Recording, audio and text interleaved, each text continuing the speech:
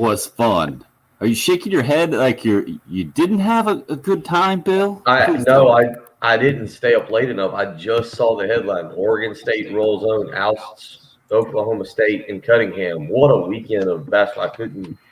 I fought and fought and fought, and because it was such a great weekend of sports, I couldn't make it to the end of the Oregon State game, and I'm just reading the headline: 80-70 last night. Another top seed goes down, and my goodness, man, what a weekend of NCAA tournament basketball is that? That's the first headline I look at this morning just to see. Those were the late games last night.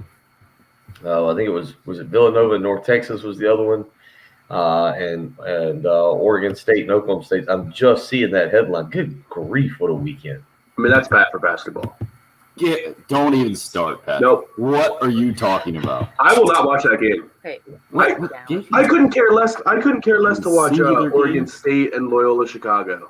Unbelievable, this guy. This is how you're starting the day. Yesterday, Mike.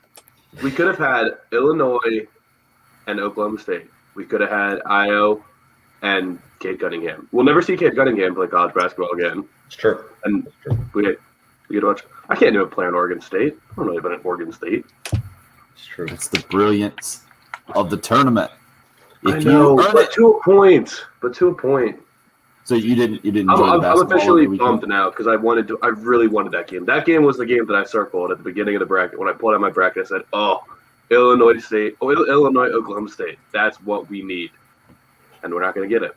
I'm just trying to find an updated bracket.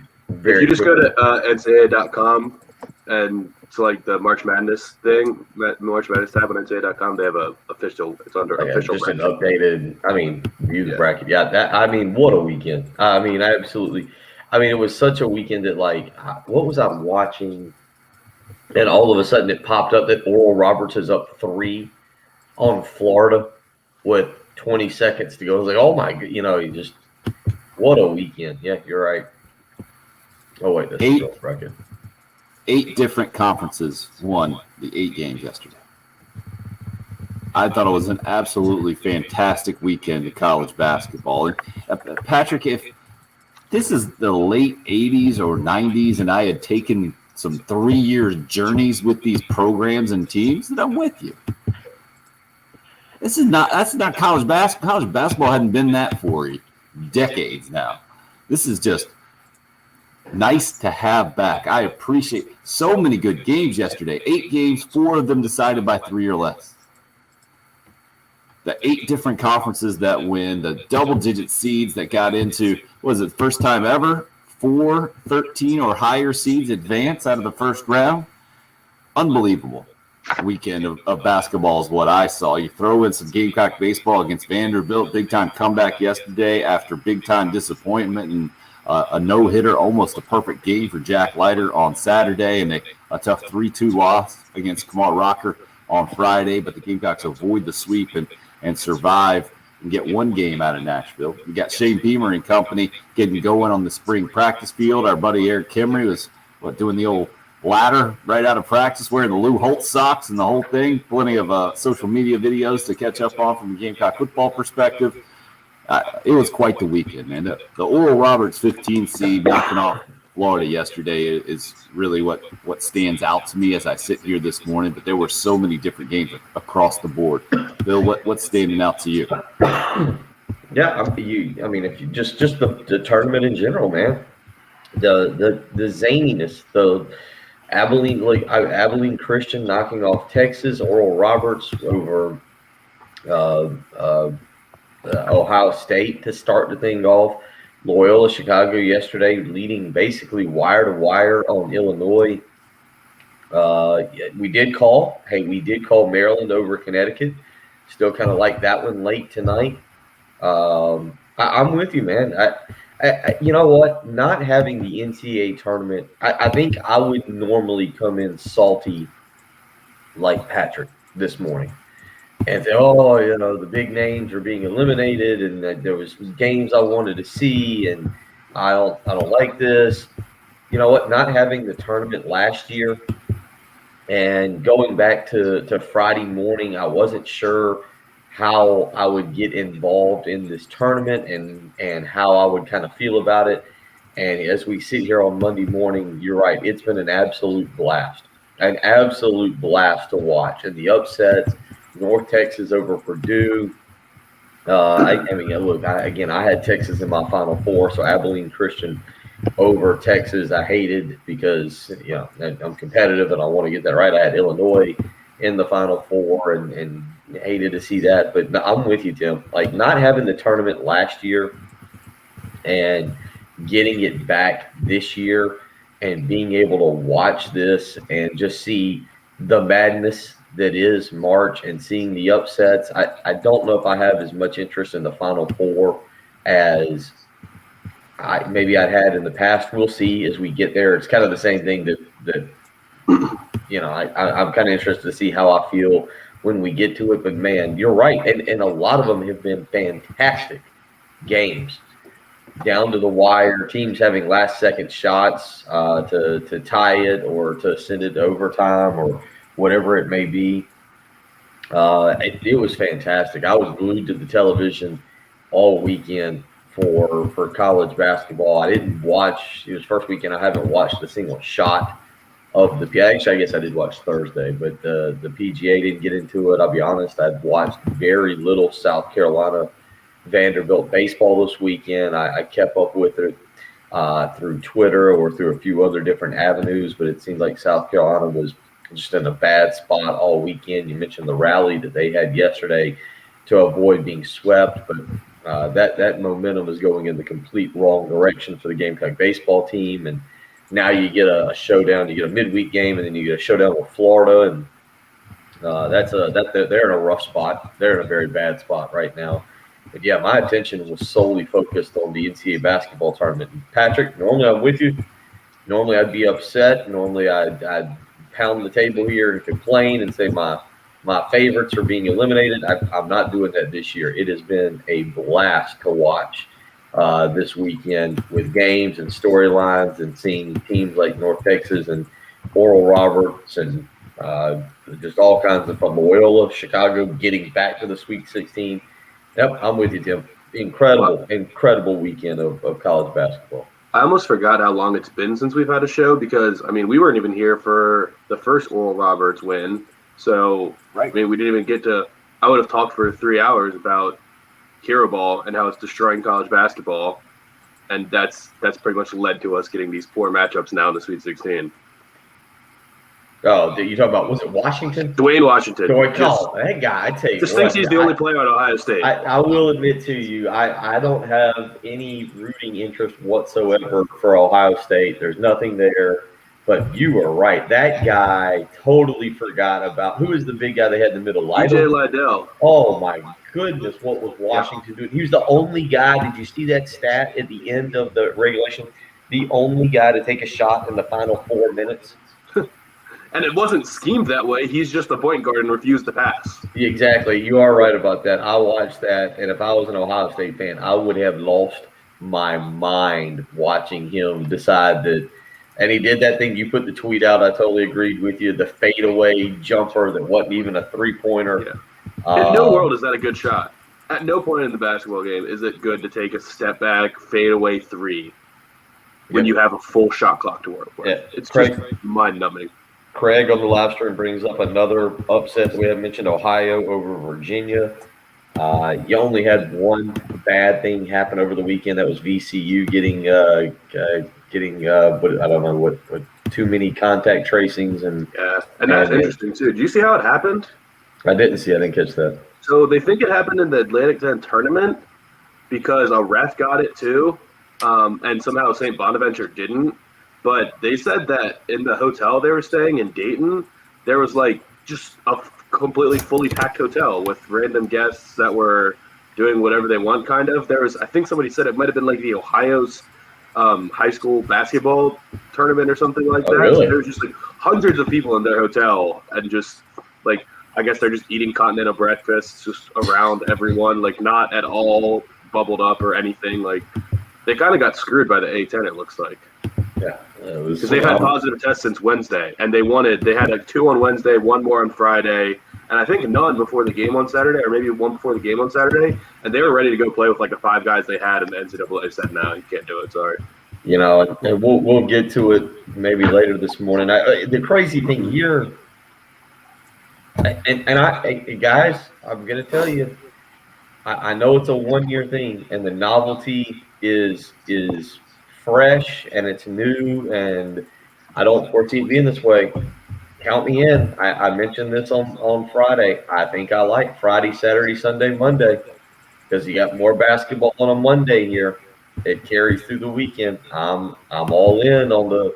I think I like the Saturday where you had the full slate of games, and maybe we're lucky we have jobs where typically in past years on a Thursday, Friday we can take off and watch the games and do all that stuff. Some people actually have to go do actual jobs, to actually work, and see. I was all in on a Saturday of the first round. I was all in on it. And I got to admit, I would be the one leading the charge on a petition to go to a Friday, Saturday, Sunday, Monday NCAA tournament, because it gets going again early today, 12:15, 12:10.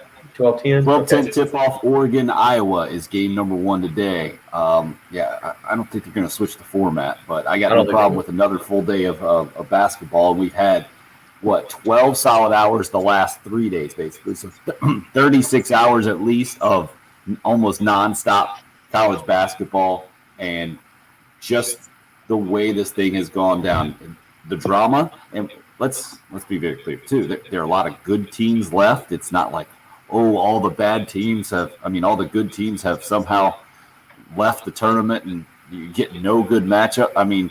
You got a lot of chalk today. In that first matchup, the Iowa-Oregon matchup's a 2-7 matchup. You got a couple of 1-8 matchups with Gonzaga and Oklahoma at 2:40, and then Michigan LSU should be a heck of a game, a 4-5 game, and Colorado Florida State, a 3-6 game, and Kansas Southern Cal. So it hasn't been all just massive chaos, but you do have a game like 14th seeded Abilene Christian and 11th seeded UCLA. And so you're going to get another double-digit seed in the Sweet 16 automatically, and you do have Ohio sneaking through as a 13th seed, knocking off. I don't know why. I guess you have to call Virginia the defending national champions, even though it was 2 years ago and in this last year's tournament. But all part of a weekend that, there are just so many different things like you guys were talking about. John says, agreed. Incredible weekend of college basketball. It was glued all weekend. High-level basketball being played. Patrick, to your point, that's where I have absolutely no remorse for teams that go out and don't play together, especially at the end, or have really high-level talent. It just doesn't work out, because you got teams like Abilene Christian, who was just a Division II program 5 years ago, going on. You got Oral Roberts, who hadn't won a tournament game since 74 or something like that, now in the Sweet 16. To me, you got examples of both. You got examples of a dominant basketball program right now in Gonzaga, looking like they're going to roll on through, and then some powers that struggle. And obviously, when you got a 15th seed in the Sweet 16, that's just the second time it's ever happened. I think Florida Gulf Coast, the other one. To me, you had it all. This thing had it all. I guess I can understand where you're coming from if you're just sitting on one matchup that you wanted, or a couple of special matchups, or maybe I think you're coming at it from the Big Ten perspective, having watched college basketball largely through Maryland's lens, and then appreciating the dominance that was the Big Ten. That was the shocking part to me in this tournament, is that the Big Ten really struggled. The ACC struggling, not nearly as surprising, but and how the Big 12 was rolling there for a little bit, but with Oklahoma State's loss last night, with the Big 12 turning chance in Texas going out, I don't know if there's necessarily a theme that you can grab onto, and I love that. I love that part. That I feel like I don't know what's going to happen next. Patrick, you clearly are not sharing that appreciation right now at all.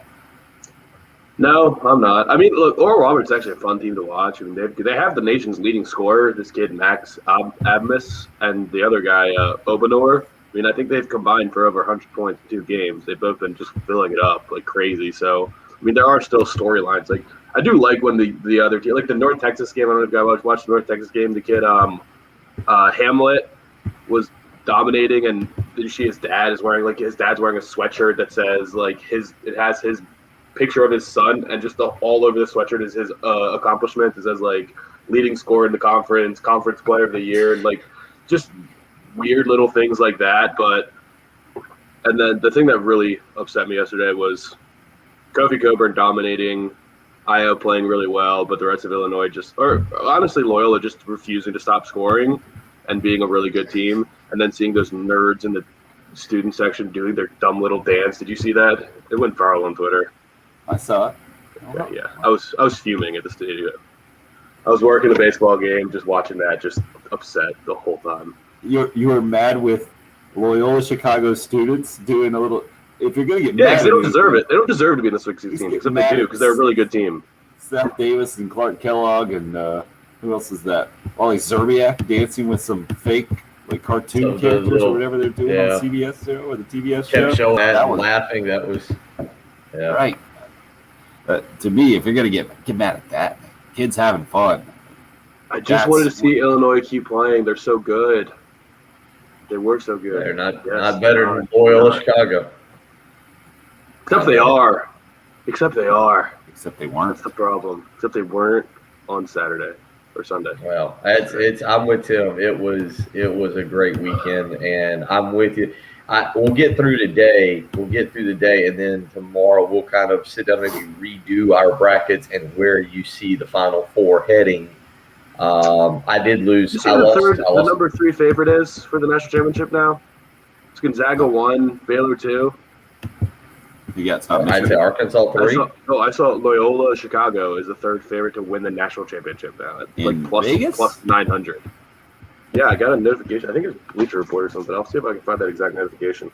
Interesting. Well, look at that bracket. You've got that bracket will not play again until next Saturday, and you've got an 8 Loyola Chicago, a 12 Oregon State, an 11 in Syracuse, and then you got a 2 in Houston.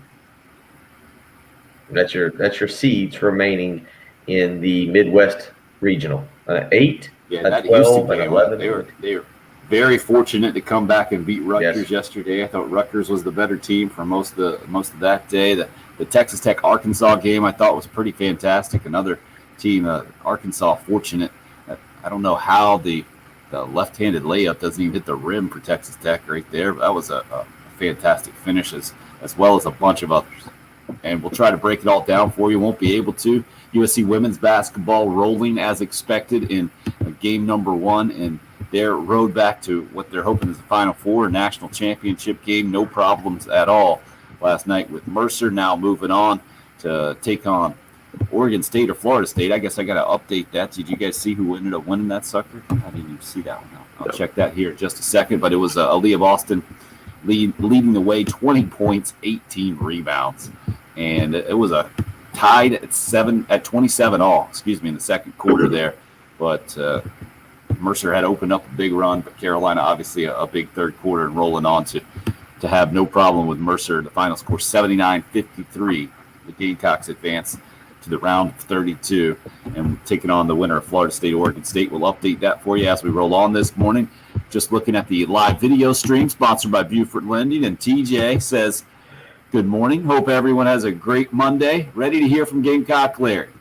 Okay, well, we'll do that when we come back as well. 803-404-6100, the number that you can call or text here as we just get started on a Monday full of March Madness, full of a Gamecock baseball weekend that you can take a couple of different ways, full of Patrick's bitterness. And Bill, what were you going to say? Tim, did you make it to the end of last night? Because like I said, you said that right as we opened the show. Did you make it to the end of Oregon State? Absolutely. I wanted to see the run Mike Boynton was on, man. Bill, it's a marathon, not a sprint. And I feel like I paced myself pretty well this weekend. Got to pace yourself with the I 36 was hours pacing. of basketball, probably more than that. I was pacing, but man, that game got to halftime. I tried. I fought. That's why that's crazy. I feel like that's where we're at this morning. As soon as we open the show, I look on and see that finished up last night. What a weekend! I agree with you. Great weekend of sports. We could just get a little bit warmer weather. It would have been phenomenal. Okay, good show, everybody. You're listening to the early game. That's 107.5.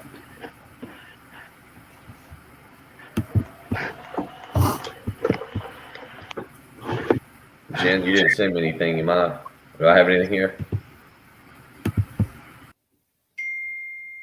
Oh, just came through. Okay. Oh, what an exciting morning. Something to get excited about. Much like when you refinance your house and learn how much money you are saving. And you can do that with the mortgage guru, Jacob Crowder with First Palmetto Bank. Give him a phone call this morning.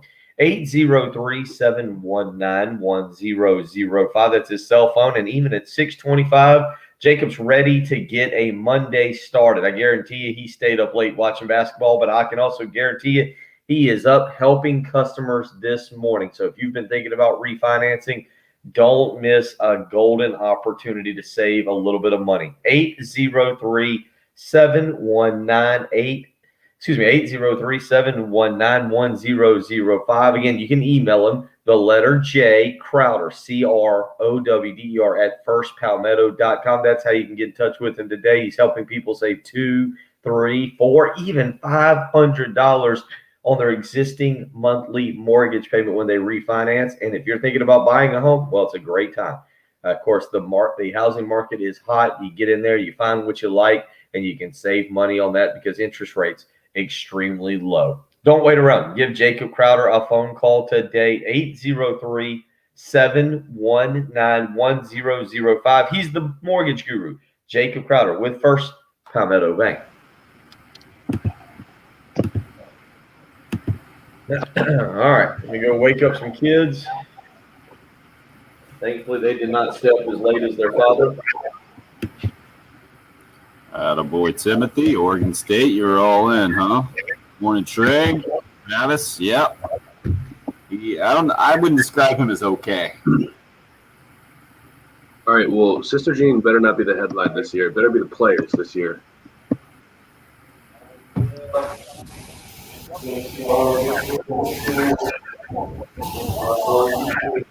We'll go ahead and mute that. Yeah, what is going on? Oh my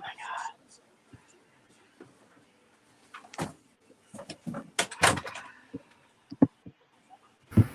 Looks like Jen's off to a fight with the computer.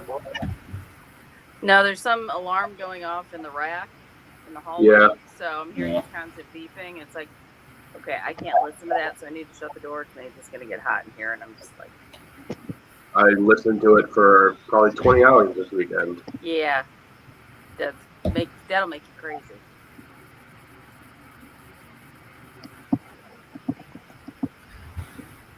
What do you think it is?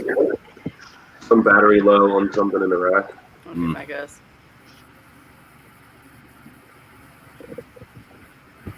Yeah, you just have those little ADD things that just like,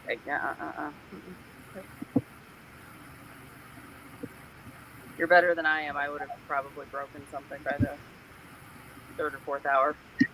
Yeah, I mean, I just had to sit in the studio with the door closed the whole time. Uh-huh. I do that.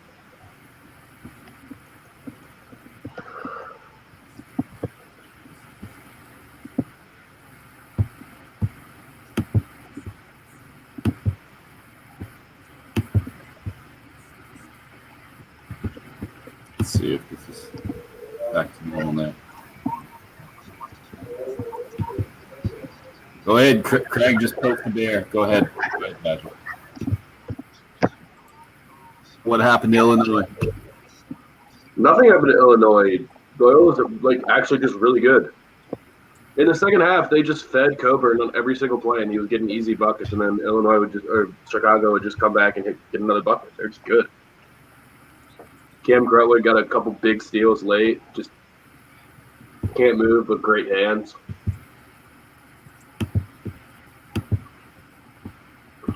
Chicago hit their foul shots late. Did you see what Abilene shot percentage-wise against Texas? No. Was it They crazy? shot 30% and won the game. Hmm. Well, the final was 53-52. 30% and won the game. So I guess Texas just couldn't do anything. Incredible.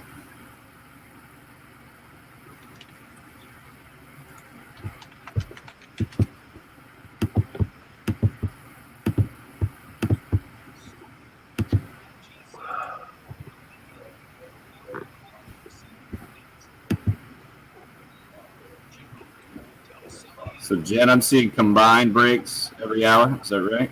Correct. Thank you. We'll do Gamecock Larry here. I don't know about that, Jake. I don't know about that. Still some big boys left. No. And is Syracuse a little guy or not, right? No. I saw a great picture. Said Syracuse's zone in March. Did you see that one? Had like 12. 10 players, yeah. But Buddy Boeheim's clutch. No doubt, man. I had no clue that Buddy Boeheim existed until like 2 weeks ago. He's got a twin brother, too. Really? Yeah, I think he plays it.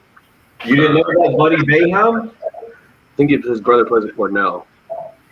How did you not know about Buddy Boeheim? I didn't know Buddy Boeheim was apparently a prolific scorer. What did you know about him then? I just knew he was the son of Jim Boeheim. I thought he was just a walk-on that just was hanging out. What was it? He had 30 in the Big East in the ACC game. I forget. Now he had 30 in the opening and then 25 yesterday.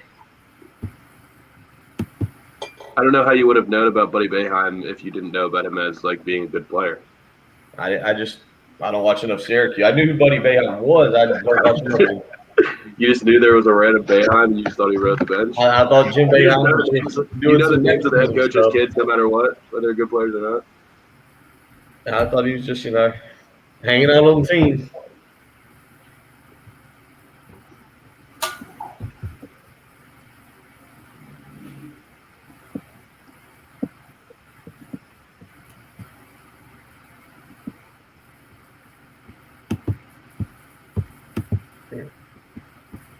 Steven, you got to stop Sounds this. about right, Greg.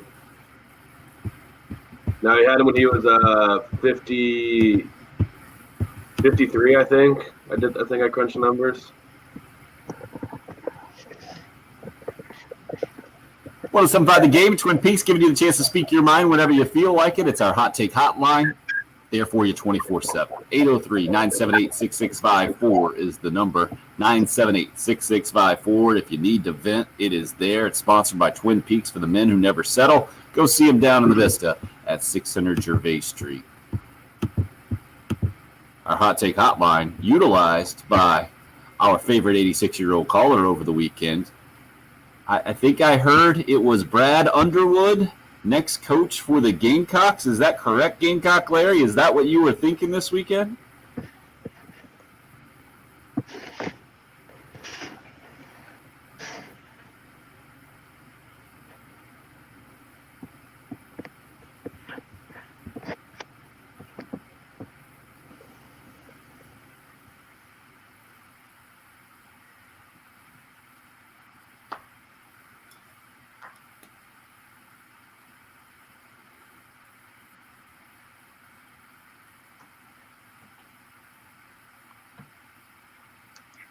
If we have to get rid of Frank Martin, I'm feeling good like an old man should. I got my bracket is clean. I got Loyola of Chicago and Sister Jean going all the way. And that's about all I had a few other things. I'm going to have to write all this down tonight. I'll call back maybe tomorrow. Baseball? But I ain't worried about them two ball games in Vanderbilt, the first two games. That's two major league pitchers out there pitching for Vanderbilt. But boy, that third game Sunday, that done me good, made me feel good. I'm on the Gamecock baseball wagon. I'm going to ride it all the way to Omaha. And that's about all I got, but I'm feeling good. I really do. Go Gamecocks. Go all the way. Gamecock Larry. See you later, Bill. Huh? Glad you're feeling well, sir. Glad you're feeling well. I know. Feeling good. All right. Last week, everybody was very concerned. I thought you had a script going there at first, and you're just going to rhyme, and that was pretty amazing. Like what we saw over the weekend. It was March Madness all over the place. Fantastic.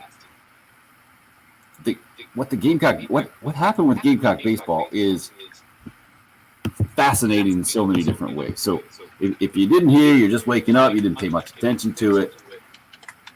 Carolina ends up getting 1 out of the 3 games over the weekend. They come back yesterday, win it 6-5. Mark Kingston gets tossed in the 7th inning, fires up the team. They're down a run at that point, and end up coming back, getting a massive win. Brett Carey, really impressive out of the bullpen yesterday. That's kind of the headline there. But, Bill, did you see how many consecutive batters got out for Carolina at one point? 36. Did it get higher? Okay. 36. But you know what that means, right? So that was nobody got on base for a long time. no, yeah, for a long, long time. Did you see what happened after those 36 batters? I really didn't watch a lot of baseball this weekend. No. Back-to-back home runs, just like that. Not a single, not a walk, not a hit by pitch. Back-to-back home runs.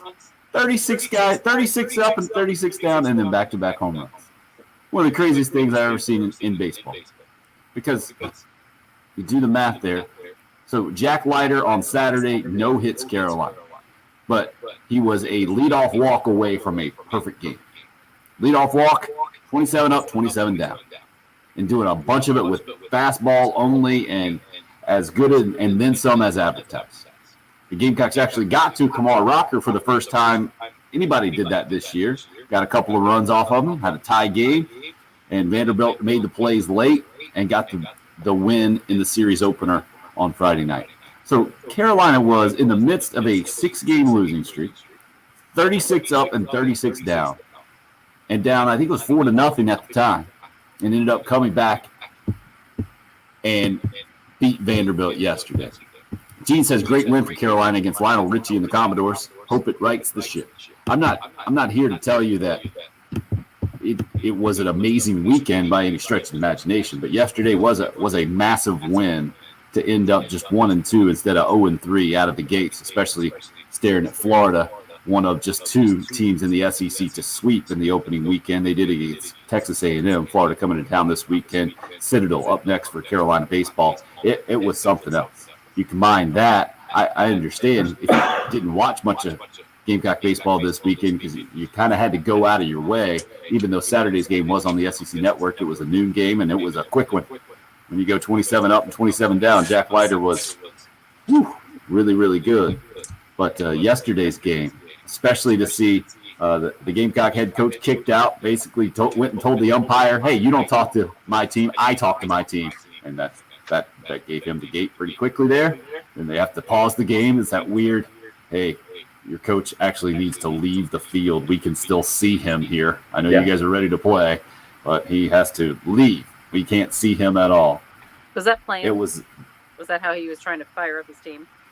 Oh, it was. I don't think it was flying off the handle emotionally at that point. I think it was a strategic move for sure by Mark Kingston. He did not comment on it afterwards. Did say that some wins are bigger than others, and that was definitely one of them.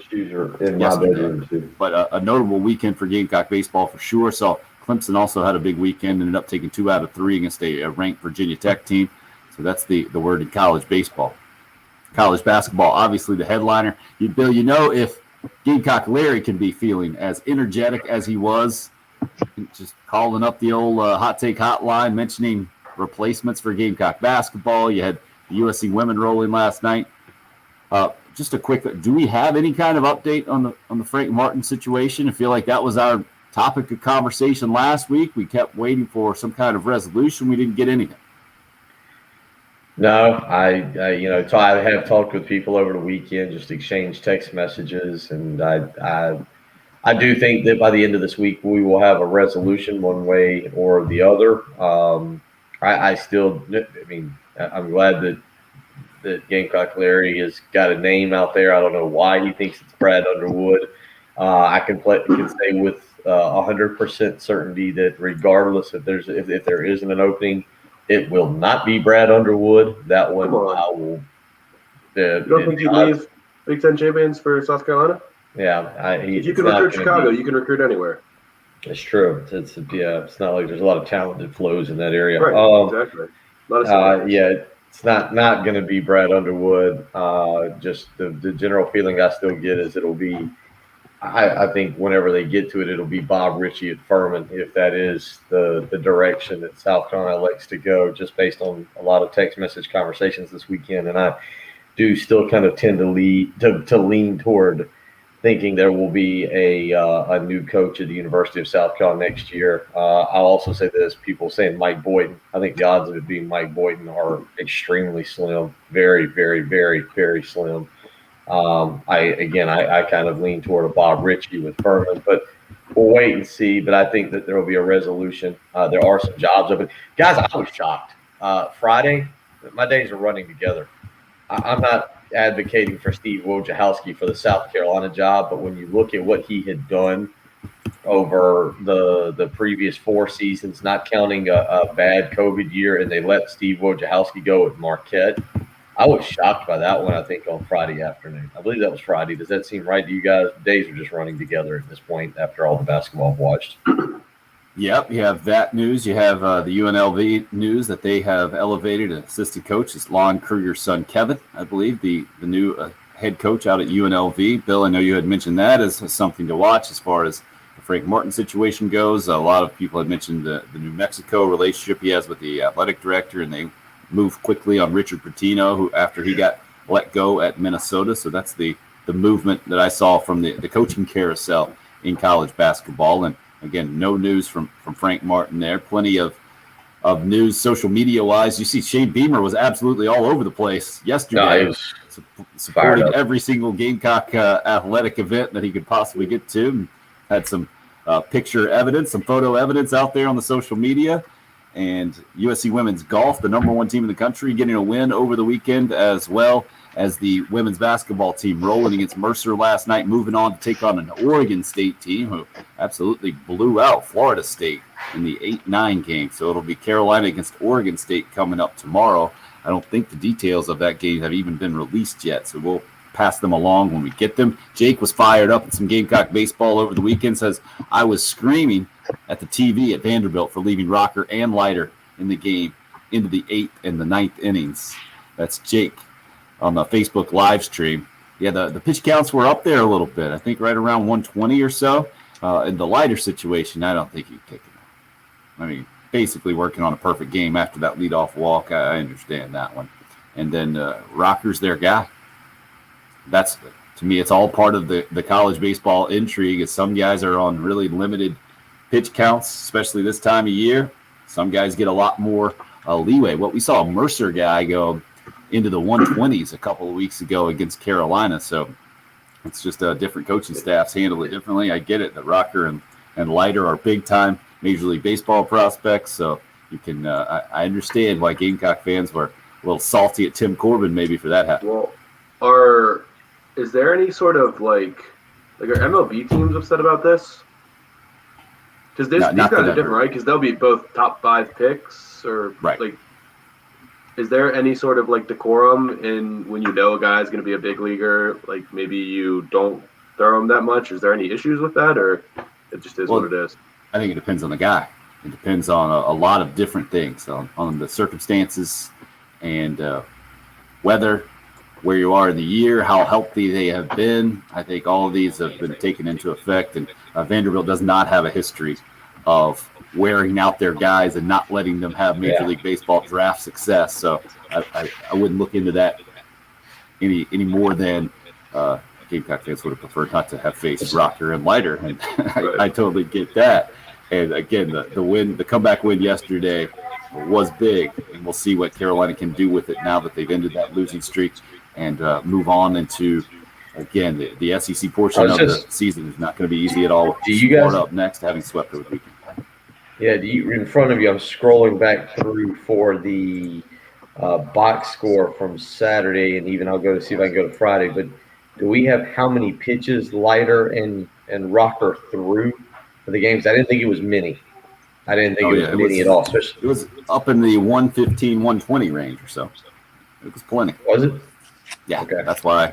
I think that's why Jake was yet one of the reasons why he was yelling at the TV there. I'll look it up for you, and we'll get the exact details on that. Need to take a quick break now after a massive weekend of March Madness. Glad you're starting your week with us. 803-404-6100 is the number. You can call or text. It's the early game here on 107.5 The Game.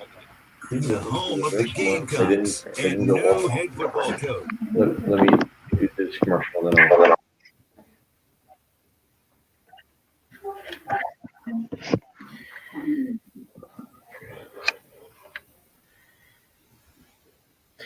Ongoing situation here at the Gunner household as we try and get ready for school. The 11-year-old is missing shoes, so I'll continue to work with that. The good news is she can still get in the Tahoe without shoes. I just don't think she can get out of the car at school without shoes. We'll have to deal with that in a second. Until then, I've got to tell you all about Love Chevrolet. If you're looking for a car or truck, you can go there, preferably with shoes on, and find the car or truck you have been looking for. Whether it's new or pre-owned, Love Chevrolet is your one-stop shop. 14 acres of brand new Chevy, so whatever you've been looking for, you're guaranteed to find. Other dealerships scrambling to find inventory.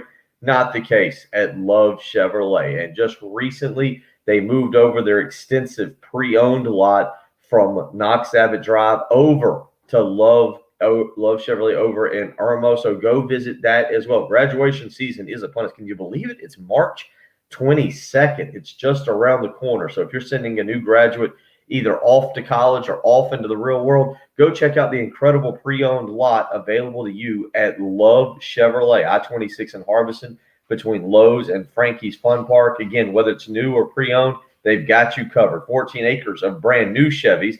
The phenomenal sales staff that as soon as you come onto the lot looking for that car, they're going to talk to you. They're going to make sure you understand why it's a good purchase for you, tell you all the ins and outs about a great new vehicle that'll make you excited to drive off the lot. And again, if it's pre-owned, you're thinking about that new graduate, again, sending them to college or off into the real world, nothing better than a little present of a pre-owned vehicle. I-26 in Harbison between Lowe's and Frankie's Fun Park, or on the web, lovechevy.com. Get out to Love Chevrolet and find new roads.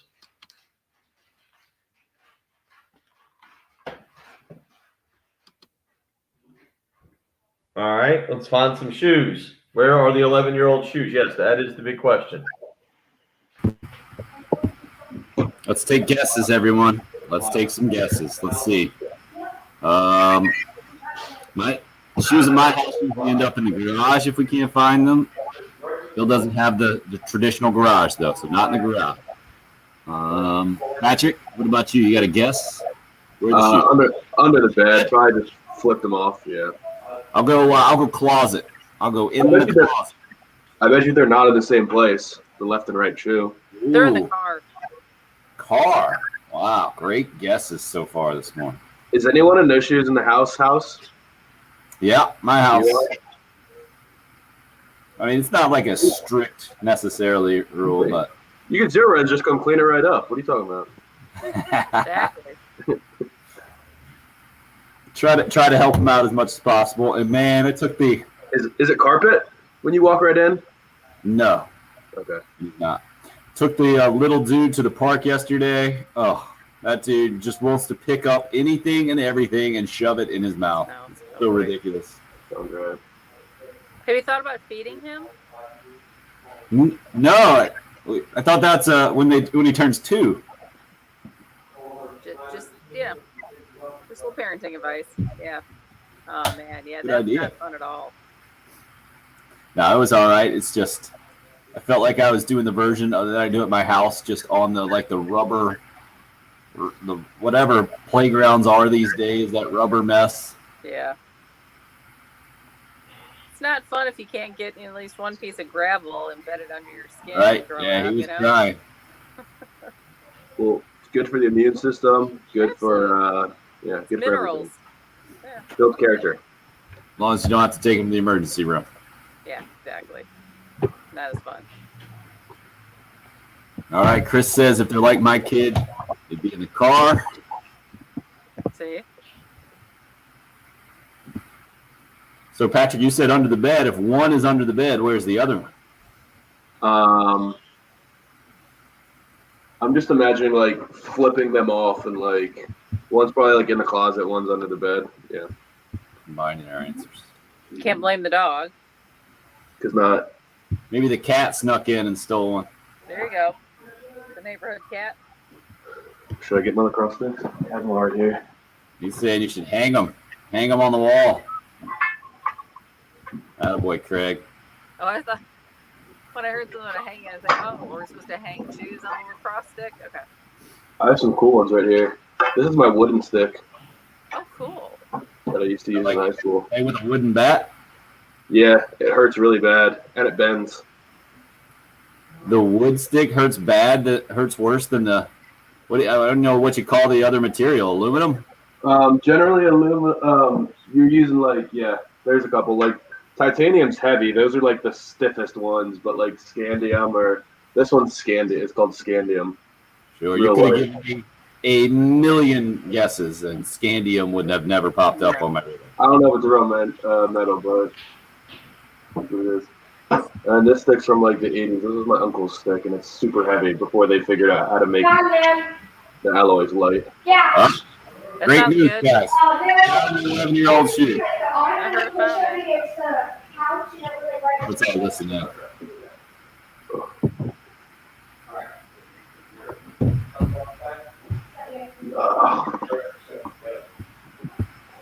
Not get anything audible there. It's disappointing. You know, I'm going to go on a limb and say that Bill's probably going to update us.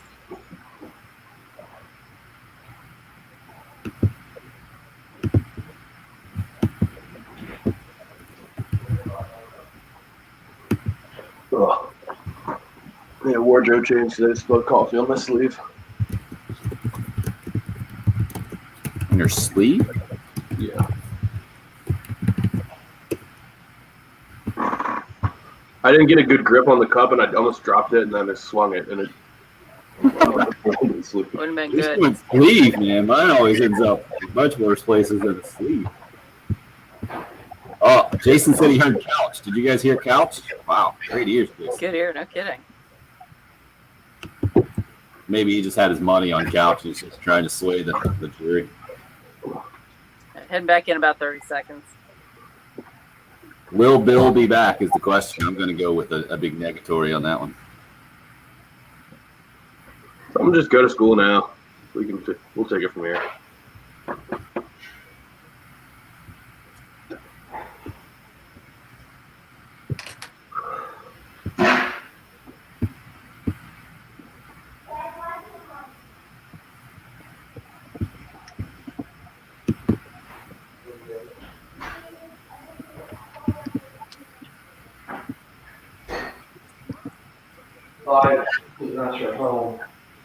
Let's see if Bill makes it. Looks like he's heading that way.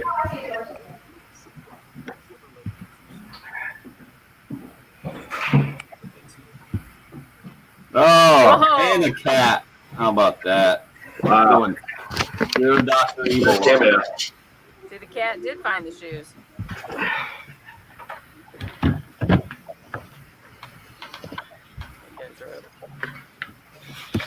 Thank you, Hope, hitting us up on my Twitter at SimHill1075. 7 p.m. tomorrow. 6:45 airtime right here on 1075 The Game. USC women's basketball, Oregon State, second round matchup. Guessing that'll push Carolina baseball over to 1320, ESPN 1320 AM. And great news at the Gunter household. The 11-year-old's shoes have been found, and Bill just got his headset on one-handed because in the other hand, what are you holding, sir? Clyde has you leave the door Can't open. turn up the volume. That's a bummer. No, There we go. Jen had me turned down. The shoes were found And Clyde, apparently leaving the door open, has arrived in the house. Clyde Wait, decided to come help find the shoes. The cat opens the door Yeah. now. The cat left the Well, door open. I went outside. I went outside to open up the car. Stop! You're gonna go back outside and then just chill out. And so I left the door open, and guess who came flying in the house? Yeah, the cat does not want to be a prop. You're a prop for our live video stream, sir. Sit down for a second. That's the coolest name for a cat, I gotta say. Clyde. By the cat. He's ready to go out back. Apparently, he was too lazy to walk all the way around the house, so he's just using the house to go from the front door to the back door. So this I cat. think you just you petted that cat more than I've petted a cat in my whole life. What about you, Patrick? Are you a cat? I've never pet a cat because I'm allergic and they have to stay away from me. More sports nerd radio coming up from a couple of guys allergic to cats. Our team next year on the early game.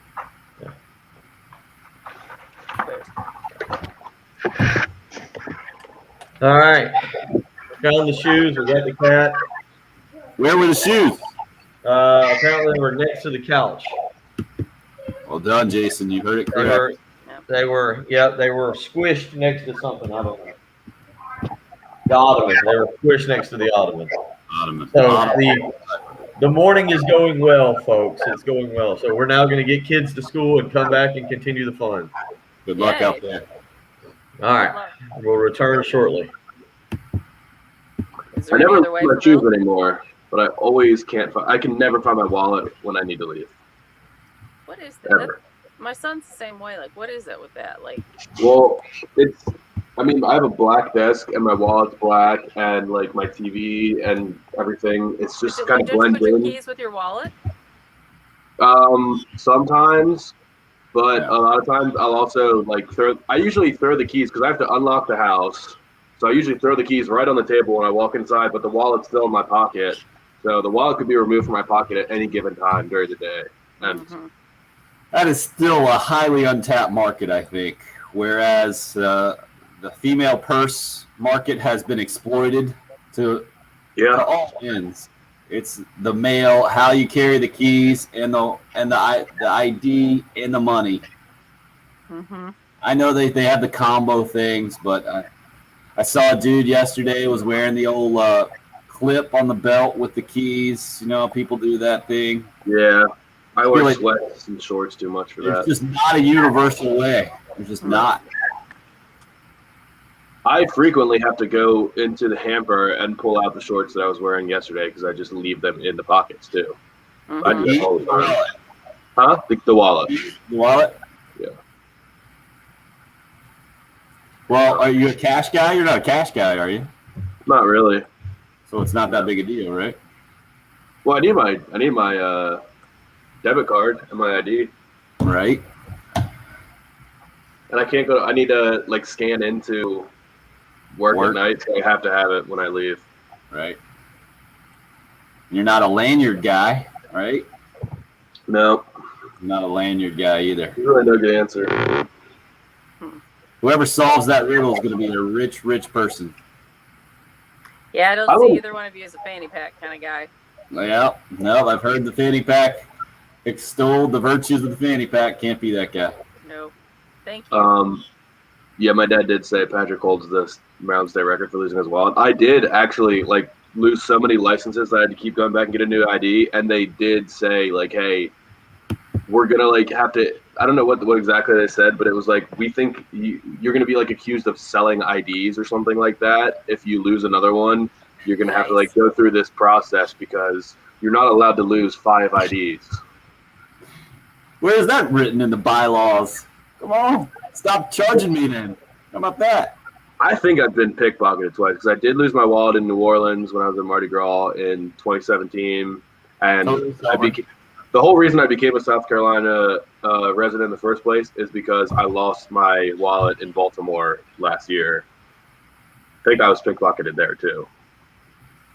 I swore I had it, but I think I'd be opting to put the, wallet in my front pocket then if I were in places like New Orleans and Baltimore. Yeah. Oh, you got to go front pocket. You don't go front pocket? I usually do. Depends how many things I have. I would not be opposed to men being allowed to carry bags, though. Like, I would like that. I would just have I don't know what else would go in it, but I would have snacks all the time. All this, you know what would go in it? All the stuff that you say, honey, can you put this in your purse? Then you complain because she carries a purse or has a bunch of junk in it. Yeah. Patrick, last I checked, men are allowed to do that. I mean, I carry a backpack a lot of the time. Like when I'm working, I have a backpack, but it's a pain to pull the backpack off and then open it up, and just a little bag right there. Just It's reach a into little it. sling bag, goes across the. So you would carry it like this? No, I just need to show the camera. Just be able to reach right in and here. 'Cause every time hey, Mom, you have this, it's 1 second. She reaches in it, just hands it. She doesn't have to rip it off her back, zip it open. It's kind of a pain. Sounds like you're a satchel guy and you just hadn't figured it out. You know those guys, the leather satchel thing going on? Yeah, they're kind of in right now. You'd be all kinds of fashionable. I'm trying to think what else I'd have in there. So, Mac up here. Mac, there was no post-game press conference this weekend, sir. There was, I believe, the sports information director from Carolina shoving the cell phone in Mark Kingston's face after the game. And no, you're not going to do that unless it's wildly obvious. Yeah, and it is the unwritten rules thing. What's the unwritten rule? You're not going to break up the no-hitter in the 8th or 9th inning, usually by bunting for a base hit. Because you got to remember, I get it. Wimmer got on with the bunt late in the game yesterday. He also hit a 400-foot home run.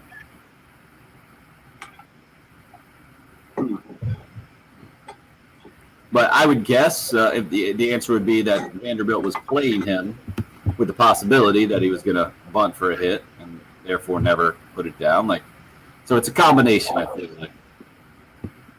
And Jonathan, I think it was just simply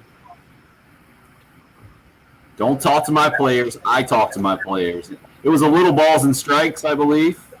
At least Chad got out of the dugout, and he kind of took responsibility for it. And then it was the weakest ejection of all time. The toss, it was more like a point. It was like,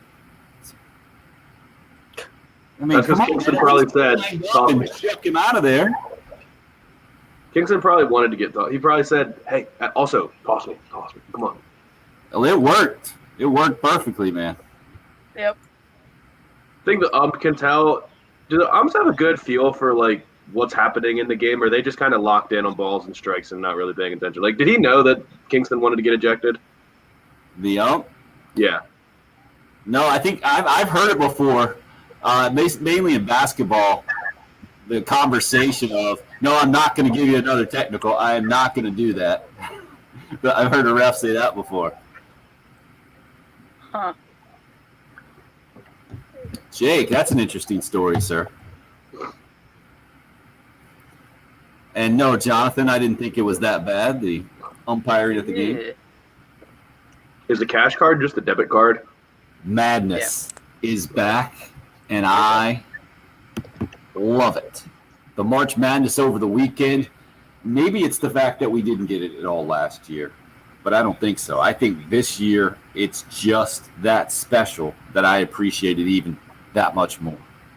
When you have, the most 13-plus seeds to ever get out of the first round, I believe is one of the stats. And yesterday when you had 8 games, the 8 winners from 8 different conferences, when you got just the second ever 15 seed to advance to the Sweet 16 in Oral Roberts, knocking off Florida yesterday and knocking off Ohio State on Friday. We got so much basketball that we could touch on this morning. I don't even know where to go. Obviously, the USC women's basketball team rolling over Mercer after a bit of a slow start. It was 27-27 at one point yesterday in that 116 matchup on the women's side of things. Now the Gamecocks move on to take on Oregon State in a 7 o'clock game tomorrow night on ESPN2.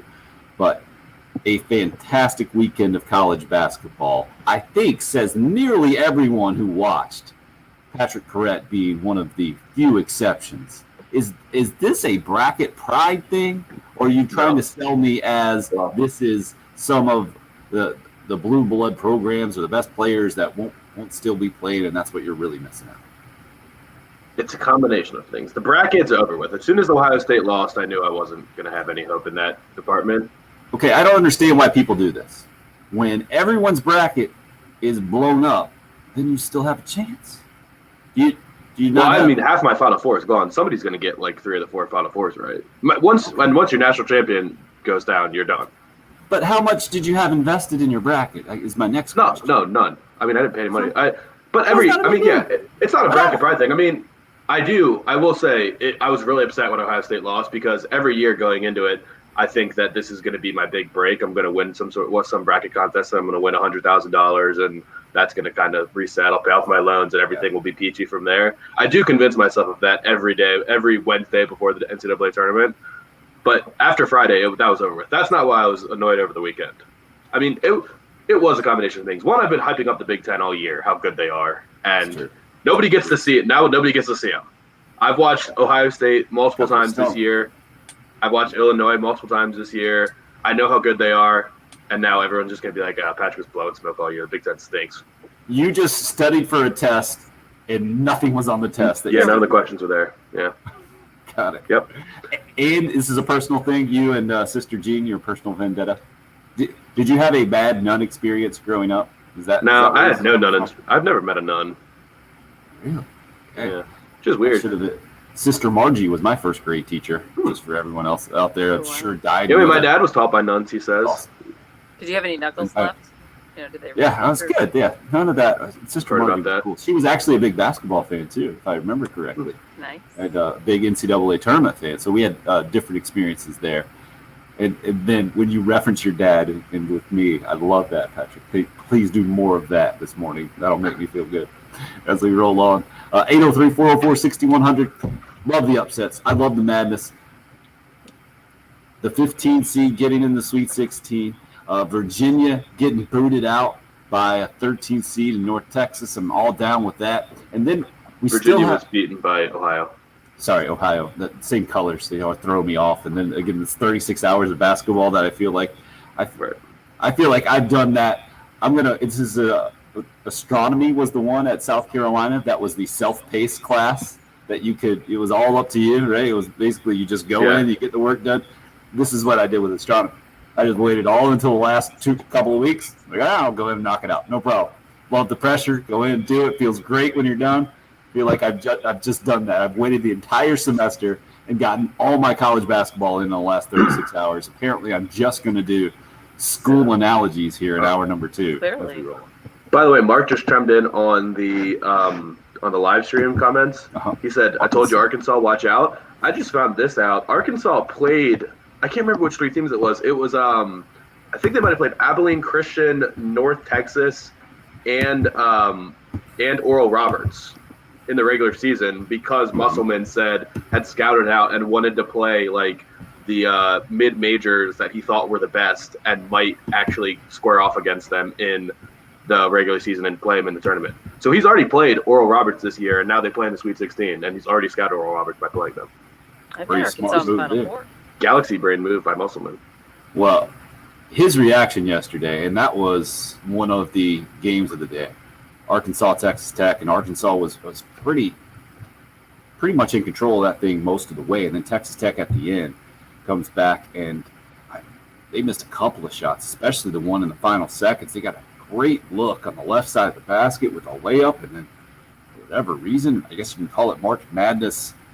What would you call that thing when you're all at March Madness adrenaline surge?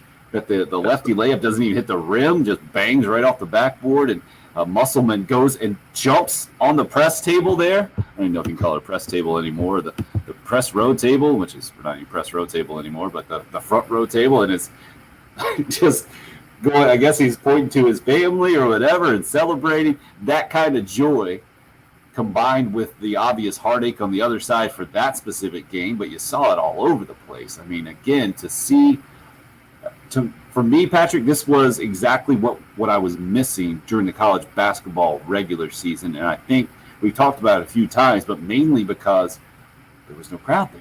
There was no reaction, by and large. There was no student section going nuts at places we're used to the energy being in there. Kind of what makes, to me, college basketball a better game typically than the NBA is that you have that element. You didn't have that element mostly this year, but because of the way the tournament is set up, because of how they do it, you always get it at the end of close games where dreams are crushed and then the dream lives on, or the dream is made for some of these upsets. And it's that just kind of tangible emotion that gets tapped into because of the nature of the win and move on or lose and your season is over is what these games just kept delivering time and time. I mean, it was like every 30 minutes or every couple of hours at the latest in these last 36 hours of basketball over the weekend. That's the brilliance of this tournament. And that's, I think, what a lot of us have missed about sports, that we haven't been able to plug into that, at least near the frequency that we had pre-COVID. And you just hadn't been able to do that. And then I've seen it over the weekend and seen it as many times as we did. That's why I'm sitting here appreciating the NCAA basketball tournament as much as I am. And I also love the fact that you come in grizzled, unapologetically, simply for a college basketball tournament. Well, I love that, because that's the conversation today. It's not anything outside of it. And fortunately, it was one team negatively affected for a COVID issue in VCU, and Oregon moved on without playing. And you mentioned the kind of strange circumstances involved in that, and you feel terrible for VCU, and it's a terrible way for your season to end. But everyone's season ended that way last year. Everyone in men's and women's college basketball, and now to be where we are a year ahead, man, that was fun over the weekend. And the NCAA tournament, their bubble's the one that's working. I mean, they're not to blame for the VCU thing. That's all an A10 issue. It is a bummer though, because VCU has a legit pro in Bones Highland, who would have been one of the storylines of the tournament. It is a bummer. I was hoping that wouldn't have happened. We would have gotten every game we signed up for.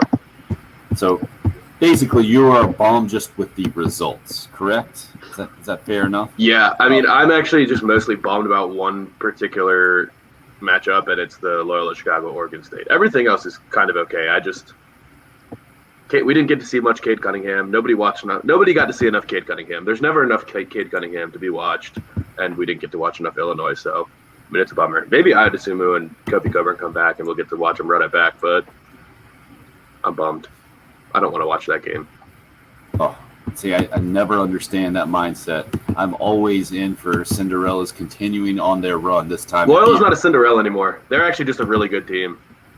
Yeah, the fact that they got an 8 seed, I think, had some people upset with to begin with, and they certainly don't. They didn't play like an underdog at all. I mean, they played like they've been there before, and the whole thing.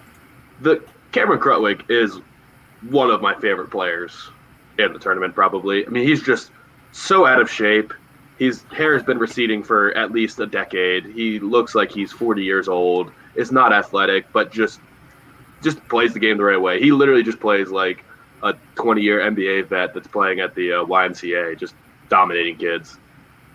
He's unbelievable. That's another reason I think I love the NCAA tournament. When you have ultra-talented teams and ultra-talented programs like Texas, for instance, coming off the Big 12 tournament run, going against a school that was a Division II program just a few years ago in Abilene Christian. And clearly the resources these two programs have at their disposal, and the tradition, the whole thing means absolutely nothing when they tip it off. And a team can shoot 30% in the game. Abilene Christian shot 30% and ended up beating Texas by a point and moving on. To me, that's no matter if they get blown out by 40. Who got blown out yesterday? Was it North Texas? Is that the one I'm stuck on there? That Villanova handled easily, I think. But they still had that unforgettable one game that will stick with that program and everybody associated with it for the rest of their lives. To me, the opportunities and the special moments that these programs get in the NCAA tournament it's impossible not for me to latch onto and appreciate. And I get it. Some of you are updating your brackets. Chris says he's got 3 of his final 4 still left. Somebody just hit us up on the Cool Care Heating and Air text line. Anonymous texter says I have Alabama and Arkansas in my finals. That's an interesting selection. Good luck with that. All SEC national championships certainly could happen. Kelly just hits us up, says, how about this nugget? If you were a senior this year at Virginia, the 4 years of your NCAA tournament experience. 2018, first number 1 seed ever to lose to a number 16 seed. 2019, you win the national championship. 2020, tournament canceled. And this year, you lose to a 13 seed. And then Kelly's a big Syracuse fan. He said, for those who didn't think the Orange belonged, Syracuse back into the Sweet 16. I saw somebody put out a tweet over the weekend, death taxes and Syracuse squeaking into the NCAA tournament only to make the Sweet 16. Things that you can count on.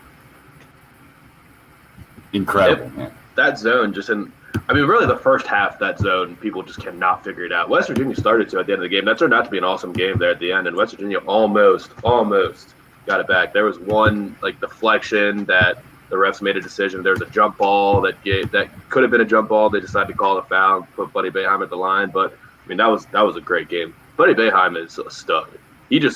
I love the way, I don't know if you watched that, the way he walks up and takes his free throws. He just struts right up, catches the ball, puts it in, just nothing to it, not overthinking it. Just, I love the way he handles himself in clutch time. And it was the Abilene Christian kid who was the worst free throw shooter on the floor for that team. 58%, I think. Stuck 2 free throws in the final seconds to stick it to Texas. Those kind of memories, man, those kind of moments, just so appreciative of being able to witness. You mentioned Syracuse. They're moving on now as the 11 seed there in the Midwest region to take on 2-seeded Houston. And it's that Midwest bracket that is absolutely blown up, where Houston is the only favored team to survive to the Sweet 16 as the 2 seed. It's 11 seed Syracuse who they're playing, and then the other matchup is Loyola Chicago as the 8 seed against the 12th seeded Oregon State Beavers, who, if you didn't stay up late last night, just handled Oklahoma State pretty much the whole way. Mike Boynton, former Gamecock, and his team, you're mentioning Cade Cunningham, one of the best players in the country, probably going to be the number 1 pick in the NBA draft. He was okay, but never really got going.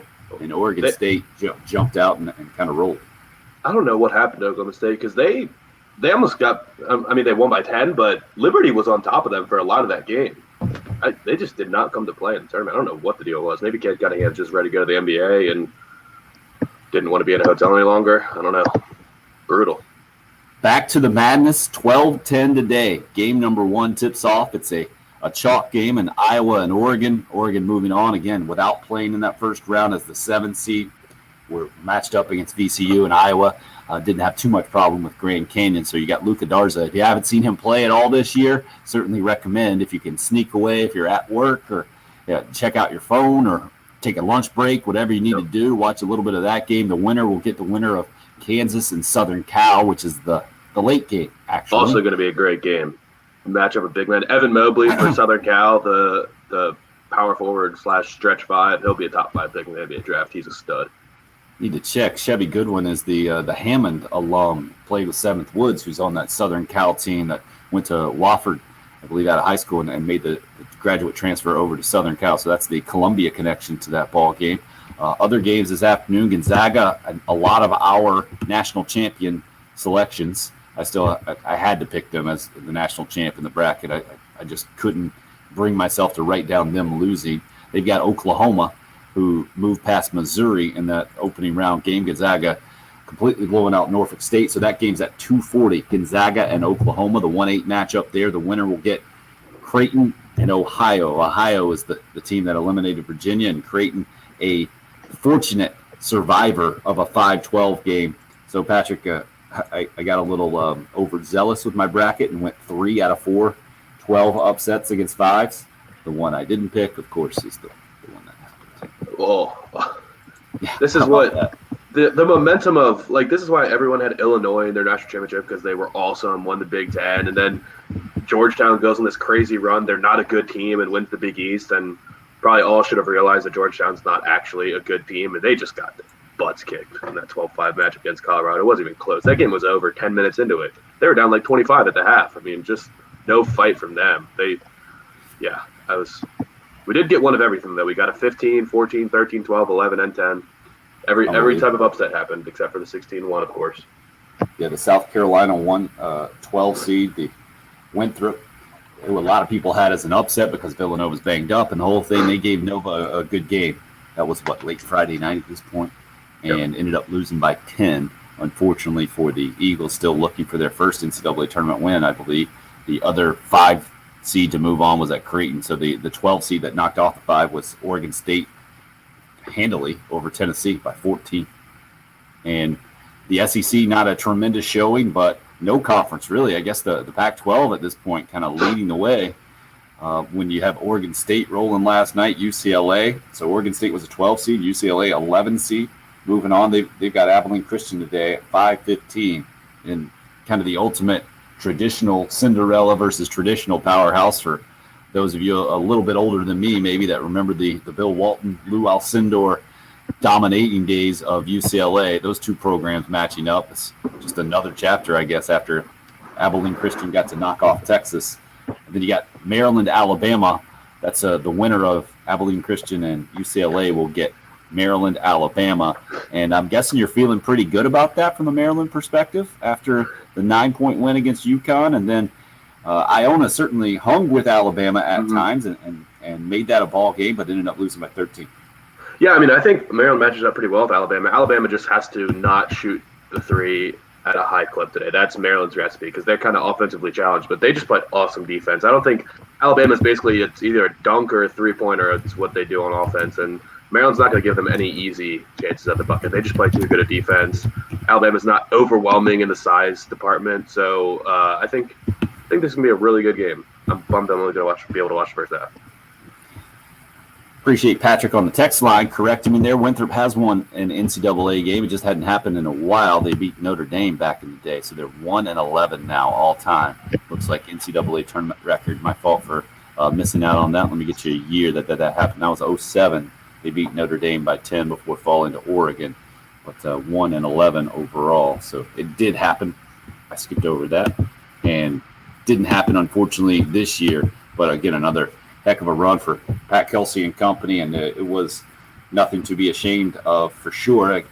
And on the other side of that thing, what they do at Villanova seemingly every single year, what Jay Wright does is incredible. I think they lost their best player at some point, and they just keep moving on. And if your bracket doesn't have a whole lot of that, I get it. I'm in there with you. Love to talk to you about it. Love Chevy phone lines. We see you.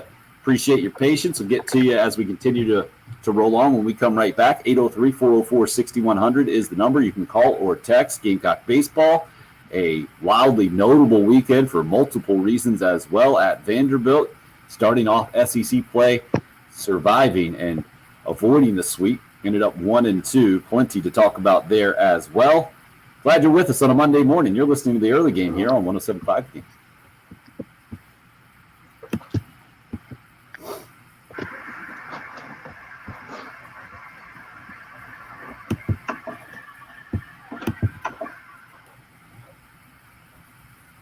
Patrick just jetting on us there, huh?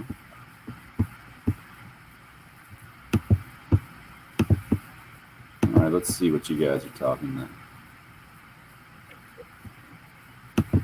Iowa, Florida State, Arkansas. Yeah, Illinois got you. Mark blaming you for picking Illinois in the Final Four. That 1 seed had to help a little bit, Mark. I mean, there's just some of these games, there's no reason to make the draft go well. There's no reason Illinois shouldn't be in the next championship. So bitter. I love it.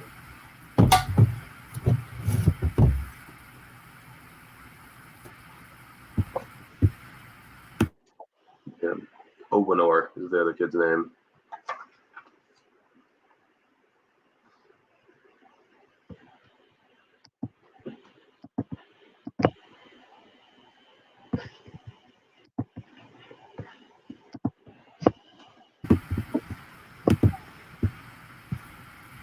Looks like you had some people convinced, Patrick. I think I ultimately ended up switching to Gonzaga winning the game, but I always had Illinois Gonzaga in the next championship. Let's see, my picks. Not good.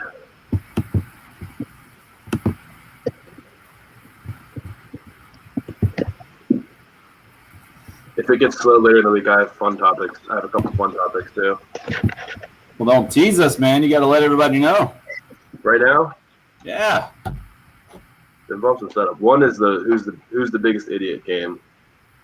There are a couple all-time morons this weekend. Isaiah Wilson is one of them from Georgia, the offensive lineman who was drafted in the first round last year. Tennessee traded him to who? The Dolphins. Right. Tennessee traded him because he couldn't stop partying, got put on the COVID list twice just from close contacts from just being a dope.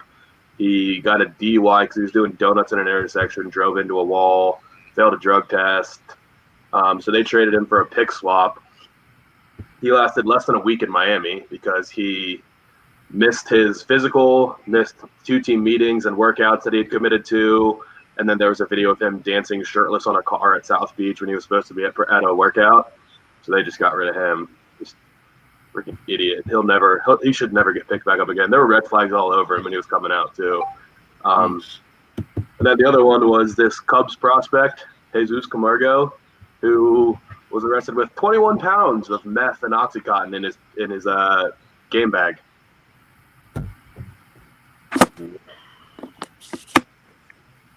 In his game bag?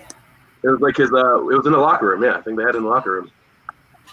21-pound bag is pretty heavy, man.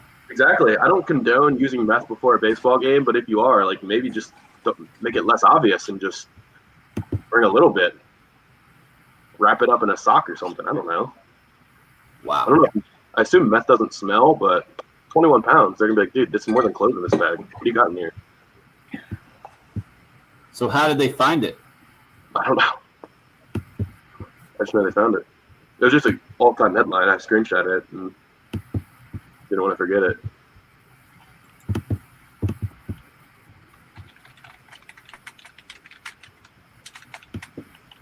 There's it.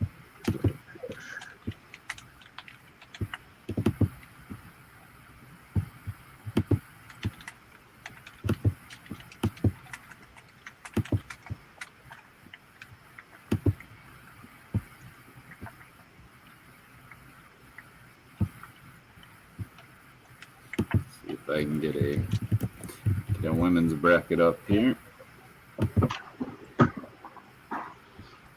Personal stash. Yeah, I don't know. It seems like a professional baseball locker room wouldn't be the best place to try and sell meth also.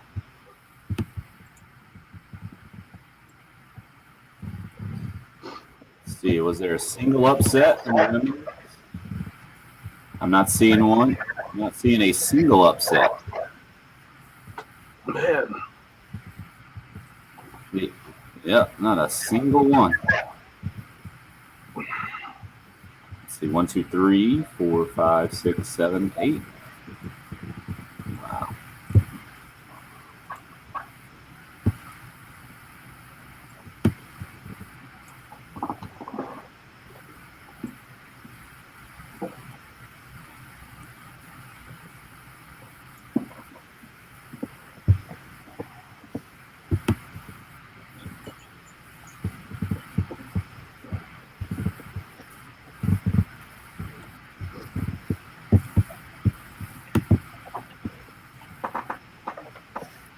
So, Jen, we'll start with Sean here.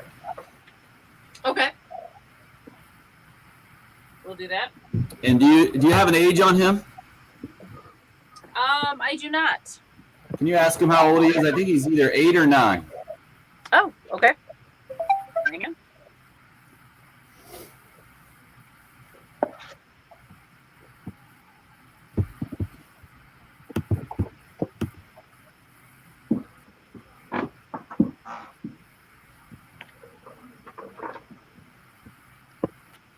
Nine. Thank you.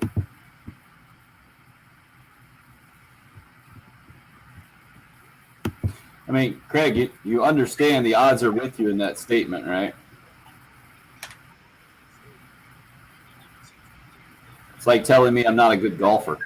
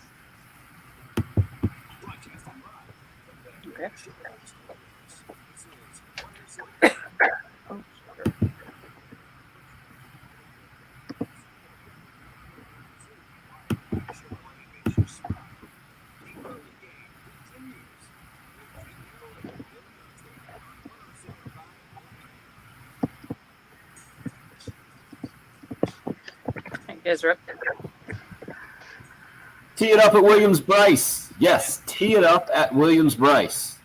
Happens in just a couple of weeks, April 8th through April 11th. It's the Top Golf live experience, going to iconic stadiums around the country. And Williams-Brice, April 8th through April 11th. On April 10th, Saturday, 6 p.m., get a chance to get out there on us. Win a pair of free tickets. Go to our website to register. 1075thegame.com is the place to go there. Talking a bunch of March Madness after a notable weekend for Gamecock baseball, opening up SEC play, taking 1 out of 3 in the series finale yesterday, coming from behind, winning that ball game, and not digging themselves too big of a hole after getting no hit on Saturday. And a tough game on Friday with Kamar Rocker going for Vanderbilt, 3-2 that final score. But the March Madness is leading the way for sure in the men's March Madness NCAA tournament. Upsets all over the place. I think the tournament with the most 13 or higher seeds to advance ever. Just a second 15 seed. Chad just hit us up, says, Oral Roberts to the Final Four, second 15 seed ever to get to that Sweet 16 after knocking off Florida yesterday. And just complete madness. From a women's perspective, there were 16 games, and all 16 games chalk, including the Gamecocks' big win over Mercer yesterday, where it's number 500 for Coach Dawn Staley, and she has our favorite 9-year-old caller on the line right now. We started hour number 1 with our favorite 86-year-old caller. Now we go to the other end of the spectrum with the favorite 9-year-old caller this morning. Sean would like to weigh in on the Love Chevy phone lines. Good morning, Sean. What are you thinking this morning?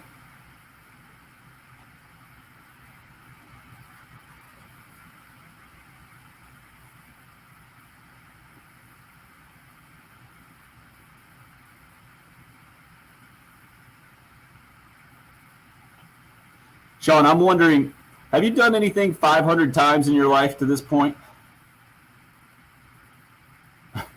Whoa. Okay. What about eating ice? Have you eaten ice cream or pizza 500 times, somewhere in that range? Maybe. Fantastic. Go be taking. Well done, Sean. Appreciate the phone call this morning. Try to get me brushing the teeth up to 500 times, too.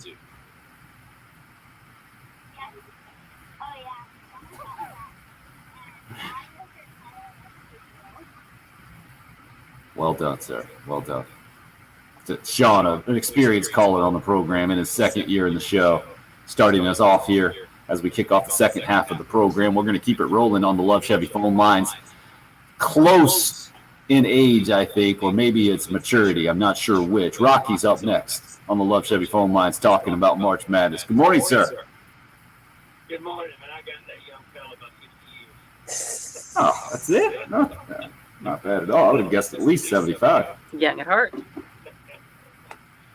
That is cute. I'm actually calling, kind of talking about Syracuse today. We're talking about local players. Jake Sweet, I was able to watch both those on the next game. He went to AC Florida, played got to see him a few years, actually won the state championship there while my daughter was there. So I got to see him play in Florida. So I was glad to see him. That was a great game, that first one. And too much, no yesterday. But it was another local player. Had some success at the time. Syracuse and Bayham have played a bunch of talented teams over the years, of course, but then, sometimes not as much. And that zone he was talking about, and when they've been in the Big East or been in the ACC, it seems during the conference season, during the conference season, folks will figure it out, other teams will figure it out. See it all the time. And when it gets to the tournament, Durham has been a double-digit seed to make it to the team. To get to the tournament, you don't have time to prepare for it. That just stimulates the first couple of rounds. That's just working. And yeah, I thought you might be able to come back and get it. And Syracuse held them off with that third game. But yeah, Syracuse seems to, that does seems to help. No doubt about it, Rocky. Appreciate the phone call there. I recommend if you're of a certain age, like I am, Patrick. Do you even know have you ever heard of Derek Coleman? I don't think so. Patrick, 25. No reason to have known about Derek Coleman, really. He's a former Syracuse guy, helped them win a national championship, I think, back in the day, late 80s, I guess it is now. He played in the NBA for a long time, but he's got a social media video I saw pop up yesterday. A wine glass, just poured almost the entire wine bottle in as he's wearing his Syracuse number 44 jersey that he wore back in the day, celebrating with, I believe, his significant other comes by and scoops up the wine bottle, pours it in as well. It's good stuff. And, Bill, I know you know Derek Coleman, right? I mean, didn't you have the Syracuse jersey? Weren't you all in on that, or am I making that up? Is that just a Michigan thing? Sorry, me? Yes. Jen was telling me, Mayor, welcome back, and I'm potted up. I have a Lawrence, was it Mouton? Mouton 21 Syracuse jersey. That's what I had, a fancy Syracuse jersey. That was kind of the next generation of Syracuse guys. That was a Ronnie Cycli, Sherman Douglas, Derek Coleman guy back in the day when the Big East was everything in college basketball and ESPN and the whole thing. Do you guys think there's a ceiling to the 2-3? Like, it works at, like, I don't know what to compare it to. Like triple option of football can win you games, but ultimately you can't win you championships. I mean, he's only done it one time, and I mean, Melo was just ridiculous in that tournament. You think there's something to just teams being able to figure it out, or the best teams are just going to be able to ultimately figure it out? Like, I feel like Gonzaga would just rip that thing apart. I think when you want to – no, Kelly, thank you for correcting me. Derek Coleman, not on the national championship team. He was on the national runners-up. Yeah. Was that 87? Keep Smart in Indiana.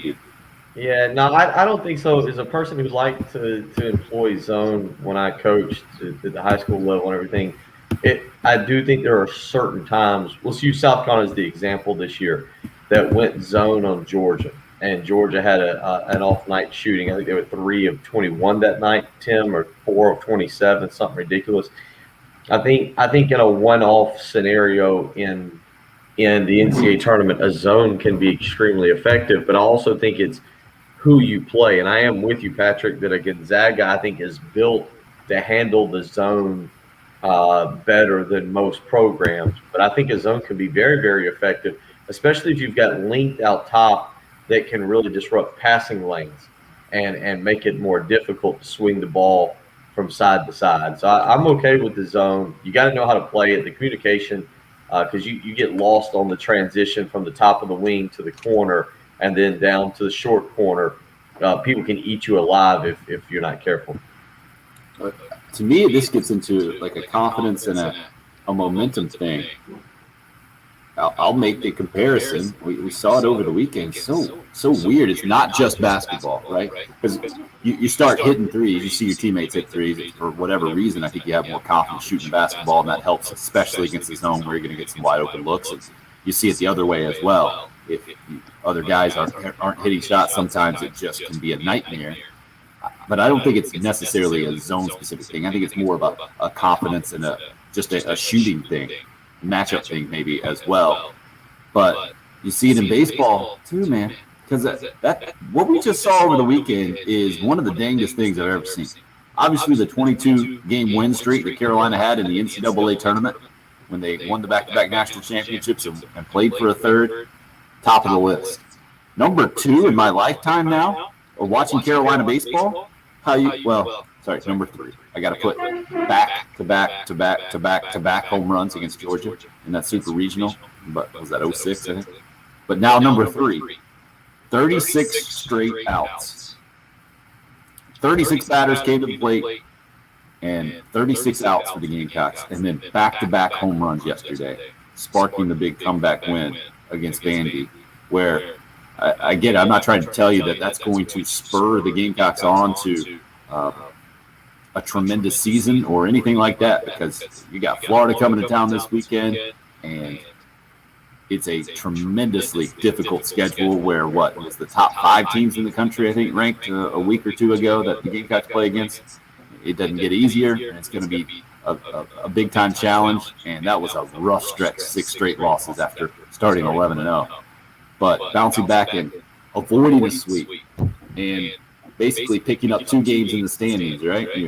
You're just a game under 500 at 1-2 instead of 3 games under 500 at 0-3. It was a huge win yesterday, and I mean, there's no explanation, right?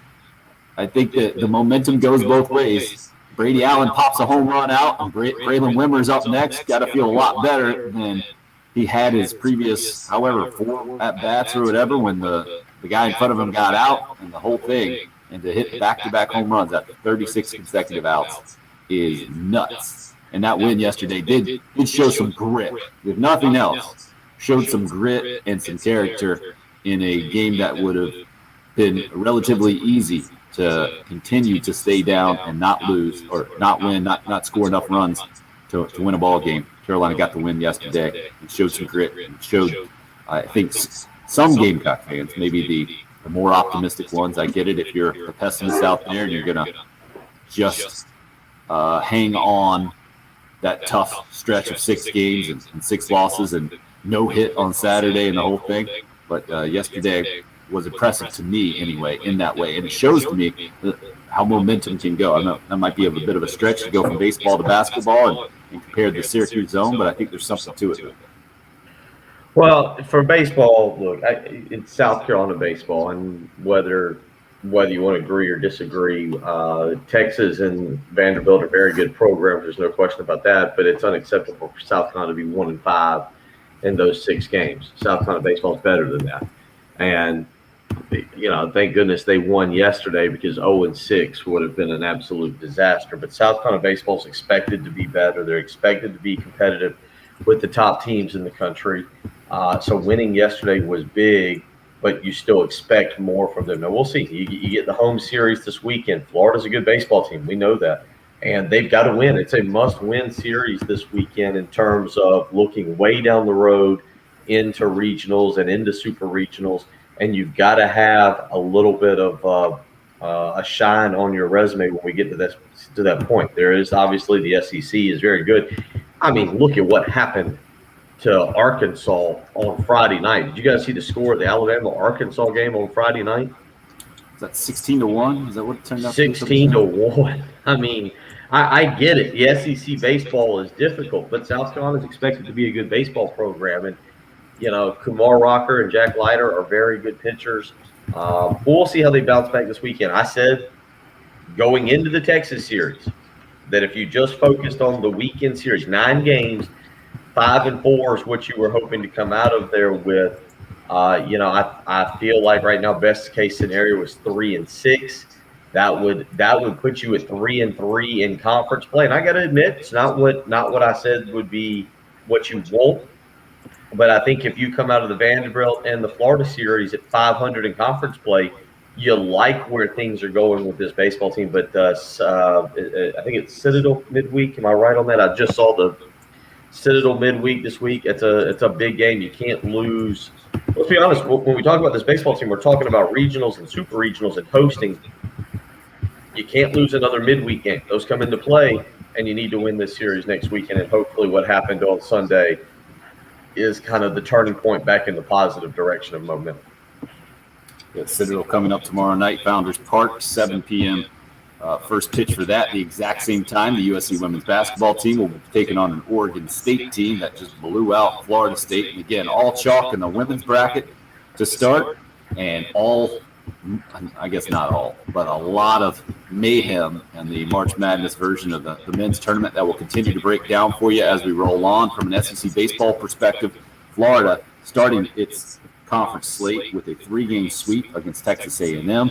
Ole Miss, the other team to sweep over the weekend, they swept Auburn in 3 games. Georgia and Missouri down at 1-2 in the conference standings with the Gamecocks on the east side of things.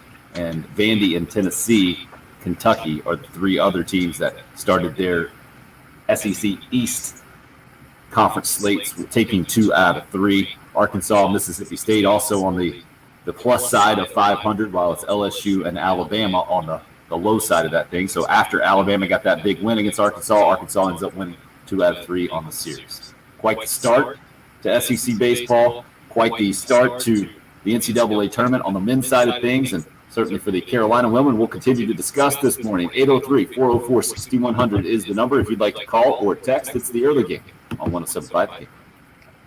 107.5 The Game. The Game is on everywhere. On the air, online, on your phone.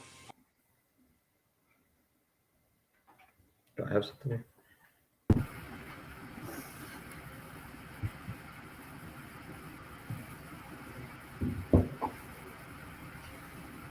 Don't know if you had one or not there. 840. Unless Jen's throw me a curveball. Yeah, 840.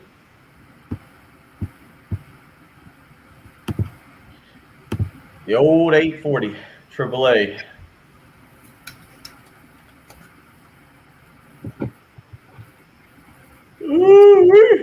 Looks like you got a smirky text message in there, Patrick. No, I was just watching a funny video of this kid on the Abilene Christian bench. Oh, yeah. Played 0 minutes. I did see that. Yeah. Oh, I got to run out my garbage. I'll go do that right now. Yeah, I already did that. That was part of the earlier part of the morning. Mine comes on Friday. I think our guy's doing it twice now.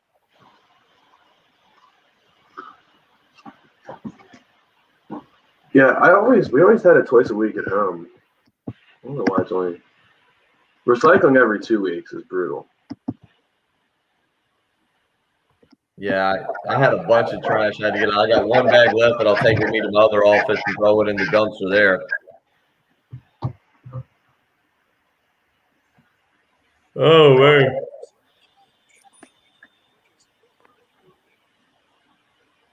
I was telling the kids it was 7:03 a.m. driving to school, and I'm already ready for next weekend.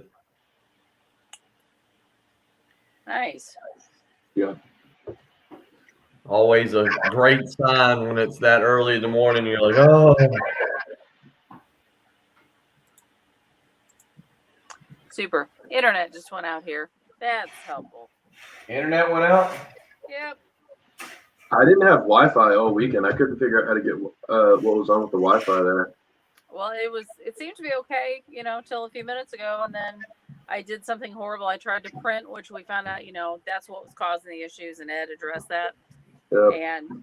And now it's rebooted, and yeah, I'm not online, so now it's reading traffic off the screen. Yeah. So you're just breaking stuff left and right in there, huh? I guess I should leave. Do you use the Cumulus Studios Wi-Fi or 1301 Gervais? Cumulus. Yeah, that wasn't working this weekend. Really? I had to personal hotspot. It was annoying. Yeah. Yeah, no, it was working, but it's not now. So fantastic. So, it's good to have personal devices we can bring in. Yeah, I mean, Dane's still in Nashville? I'm guessing so. He hung out. He enjoyed his weekend thoroughly, clearly. Good for you, sir. Like he wasn't the only Gamecock fan I saw on the stands yesterday. You go to all 3 games, man? Well, I'm guessing you didn't go to hang out and not go to all 3 games. Why? Why would you go to Nashville and not go to all 3 games? Yeah, if you go up there, go Because enjoy you're it. natural. Why would it be weird if you only went to like the Saturday game? I think if you go to Nashville, you got to go to 2 of the 3 games. I mean, you can go to Nashville for a football game and you only see 1 game. You go to Friday night's game, you catch Saturday's early game, and then you're down because remember the Saturday game in Nashville was 11 a.m. Right? Yeah. So I would have gone out on Friday night and then recovered at a baseball game on Saturday, and then maybe recovered at the baseball game on Sunday if I was staying Sunday after going out Saturday night. That was the footballiest take on baseball I've ever heard, Patrick. That was. I mean, why not 1 game? Football only has 1 game. You watch the other ones. You're there. I mean, you got to see the stadium. So are you advocating sitting in your hotel room in Nashville and not going to the game, watching it? Of course not. I'm advocating being out in Nashville. I would never sit in a hotel room in a new city. I would never do that. That's crazy. Did look pretty cold Friday night. I had friends that were in Key West all last weekend, and we all agreed Key West for a whole week is excessive, way too much. I don't know what you can do in Key West for a whole week. Stay warm. Be on the beach. For a whole week? I mean, a whole week? People just rent houses and don't even go anywhere. They just have a house on the beach for the whole week and spend every day. Seriously, have you ever been to Key West? No, but I'm saying you can be at a house. People literally get a beach house on like a private beach that's not in a town and don't leave the house for a week, and like that's what it is. We go to the lake. You need to go to Key West. And don't leave our house really. Like that's not a weird thing to do. I mean, I don't like the beach, but it's not a weird thing to do. A lot of people do it. It wears out after. Key West is a fun time. You want to go out and you want to do stuff. One thing about Key West, you can go fishing, but it depends on how much fishing you want to do. If you go to Key West, you got to go fishing at least 2 days. Charter a boat.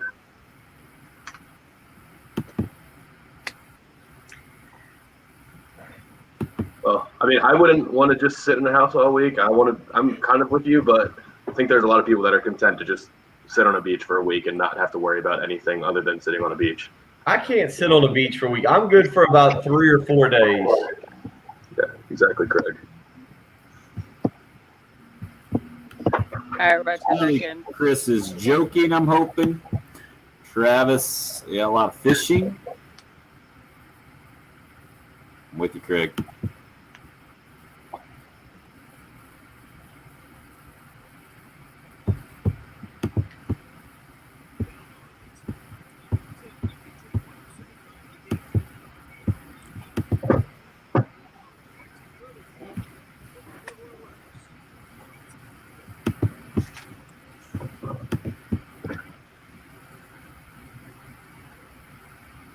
All right, guys, we're up. Flaming hot take from Richard on the Cool Care Heating and Air text line. Make the bet now, guys. No 1 seed will make the Final Four. Gonzaga is a good team, not great. They can't play a physical style. Postseason play is completely different than the regular season. You see what's happening to the overrated Big Ten. They play great games against each other in conference. No offense, Patrick, because I know how diehard a Big Ten fan you are. big payday on that no 1 seed to the Final Four. Well, just contradicted his takes there. So the Big Ten is all about physicality. So Gonzaga can't make it because they're not physical, but all the Big Ten teams that are uber physical. Kofi Coburn's the most physical player in the country, and they lost to. Yeah, just Gonzaga's gonna make it. I would take that bet. Gonzaga won by 43 points in their first game. What do you mean they're not a great? Oh, They're the only team that actually did what they were supposed to do. Played Norfolk State. They get Oklahoma. Oklahoma 240 today. That could be a really good one. And you're setting up from probably Creighton, unless Ohio pulls another. And then you're looking at Kansas or Iowa. And if Kansas gets their 2 big guys back, are they both back? I think one of them was still out. Okay. McCormick dominated that first game. Yeah. Path to the Final Four won't be easy for Gonzaga. No doubt about that, Richard. Trey hits us up, says, had my 13-month-old pick his bracket by pulling up each game on the TV, putting Cheerios in front of each team. Trey says his bracket's beating mine. There you go. Good job. I think everybody, a lot of people can identify with a busted bracket. We'll continue to commiserate and celebrate March Madness in hour 3. Okay.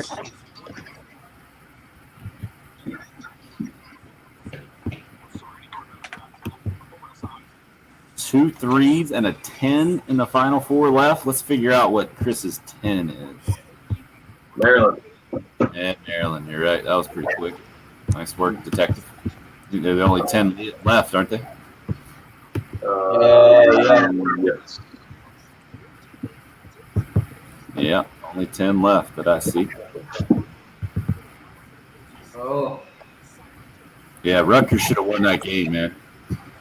That was brutal. So the question is, of what's remaining, what do you want, like Patrick was saying, what do you want to see in the Final Four now? Yeah, I don't know how you guys live that way. I want the Baylor Gonzaga game that we were supposed to get earlier in the season, and it got canceled for COVID. That'll be the storyline going into that one. You want Baylor Gonzaga? Yeah. I'm kind of still in Houston. I would take Houston, and who did I have? I didn't have Baylor. Oh, Arkansas. Little Arkansas, Houston, and Gonzaga, and I don't know about this. I don't know about this bottom bracket here. This thing's all. I'd go Gonzaga, Maryland. Maryland and Gonzaga can't play in the national championship. Huh? They can't meet in the national championship. Final Four. Yeah, I was trying to say the Final Four. That's why I say Houston, Baylor. Houston, Baylor, Maryland, Gonzaga. That's what you want. Yeah, Final Four. Although I could live with I feel like an Alabama Gonzaga game could be pretty good. Like you said, if Alabama's making threes and shooting it. Yeah, I mean, I definitely want Maryland to make it because that's the only rooting interest I have. boy, Patrick, I feel like you were fired up on Friday. I just feel like you're a wet blanket for the NCAA tournament now. I'll take all double-digit seeds. Keep the upsets coming, man. I mean, I'm not like that upset. I want Maryland to make it. The only team that I actually would pull for is still alive. I feel like you become quite a wet blanket. So you can't just adopt an underdog, a Cinderella, while you're with them? I mean, if Maryland loses, sure, but that's all I'm going to pull for right now is Maryland. You only got room in your heart for one, huh? Currently. I mean, I want Gonzaga. If Maryland doesn't make it, I want Gonzaga to win the national championship. I just don't watch games that way. Give me the best games. Give me the upsets. Well, that's what I said. The best game will be Baylor Gonzaga. That's the best game that can be offered right now. You know what? Here's the question. What are the ratings for Baylor Gonzaga in the national championship? Because I'm with you. I think that's a great game. But do people tune in for Baylor Gonzaga? Yeah, probably. You think? Versus what? All right, that's a great question then. What is the remaining game that would have you tuned in? Or are you just out now? I don't know, Syracuse, UCLA, because they're the most prestigious programs that are left. I don't know what. If we're talking markets, I don't know what the New York versus LA, but the 1 versus 1, 2 first-team All-Americans on Gonzaga, first-team All-American point guard for Baylor. Baylor plays phenomenal defense. They're deep. Gonzaga's deep. That's the best matchup you can get right now.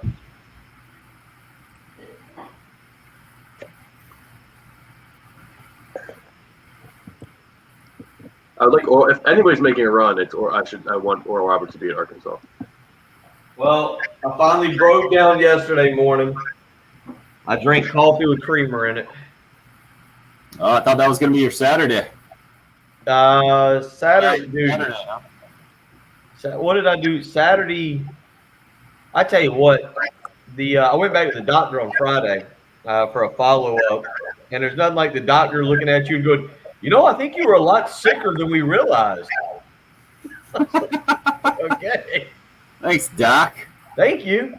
So they put me back on a Z-Pack, like an 8-day Z-Pack. They were like, yeah, we probably should have given you something stronger initially. I was like, oh, okay. But I feel better. I've got a few little underlying complications. But I went back. But I've slept, man. Yesterday I slept till 10 o'clock. I hadn't slept till 10 o'clock, and it wasn't like I went to bed late Saturday night. We watched a movie with the kids and was in bed by 9:30. What'd you watch? What did they put on Saturday night? I was asleep. I was tired. Smurfs. We finished watching Smurfs with Neil Patrick Harris and all them. Is that good? Is it good? Mm-hmm. Hey, let's put it this way. Right now, we watched 2 weeks ago. We watched what is it? Inside Out with all the little emotions. Is that right? Man, I hate that movie. That movie has surpassed the B movie as far as kids movies that I completely dislike. That movie's so much better than the Smurfs movie. You also hate A Beautiful Mind. You hate art. Man, I despise The Beautiful Mind. I didn't dislike. I despise. You hate art. I will literally unfriend anybody who tries to make me watch A Beautiful Mind again. That's cool. You just watch Dumb and Dumber and Mr. Bean and the Smurfs and whatever dumb slapstick movie. I don't like Mr. Bean. I don't like Mr. Bean. It is coming up on movie time. What's the good on Netflix right now? Is there something? I don't know, but I watched the new 4-hour Justice League movie this weekend. I saw some previews. Is it? I mean, I wouldn't understand a single thing about it, but is it good? You wouldn't understand Batman and Superman? Well, I don't understand. They're on a team together and they're competing against this. We're trying to stop somebody, or now we're all coming together. I don't like what's happening. It's kind of like, what is it? The Avengers.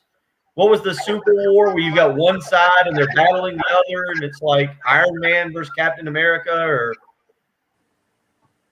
isn't that a movie?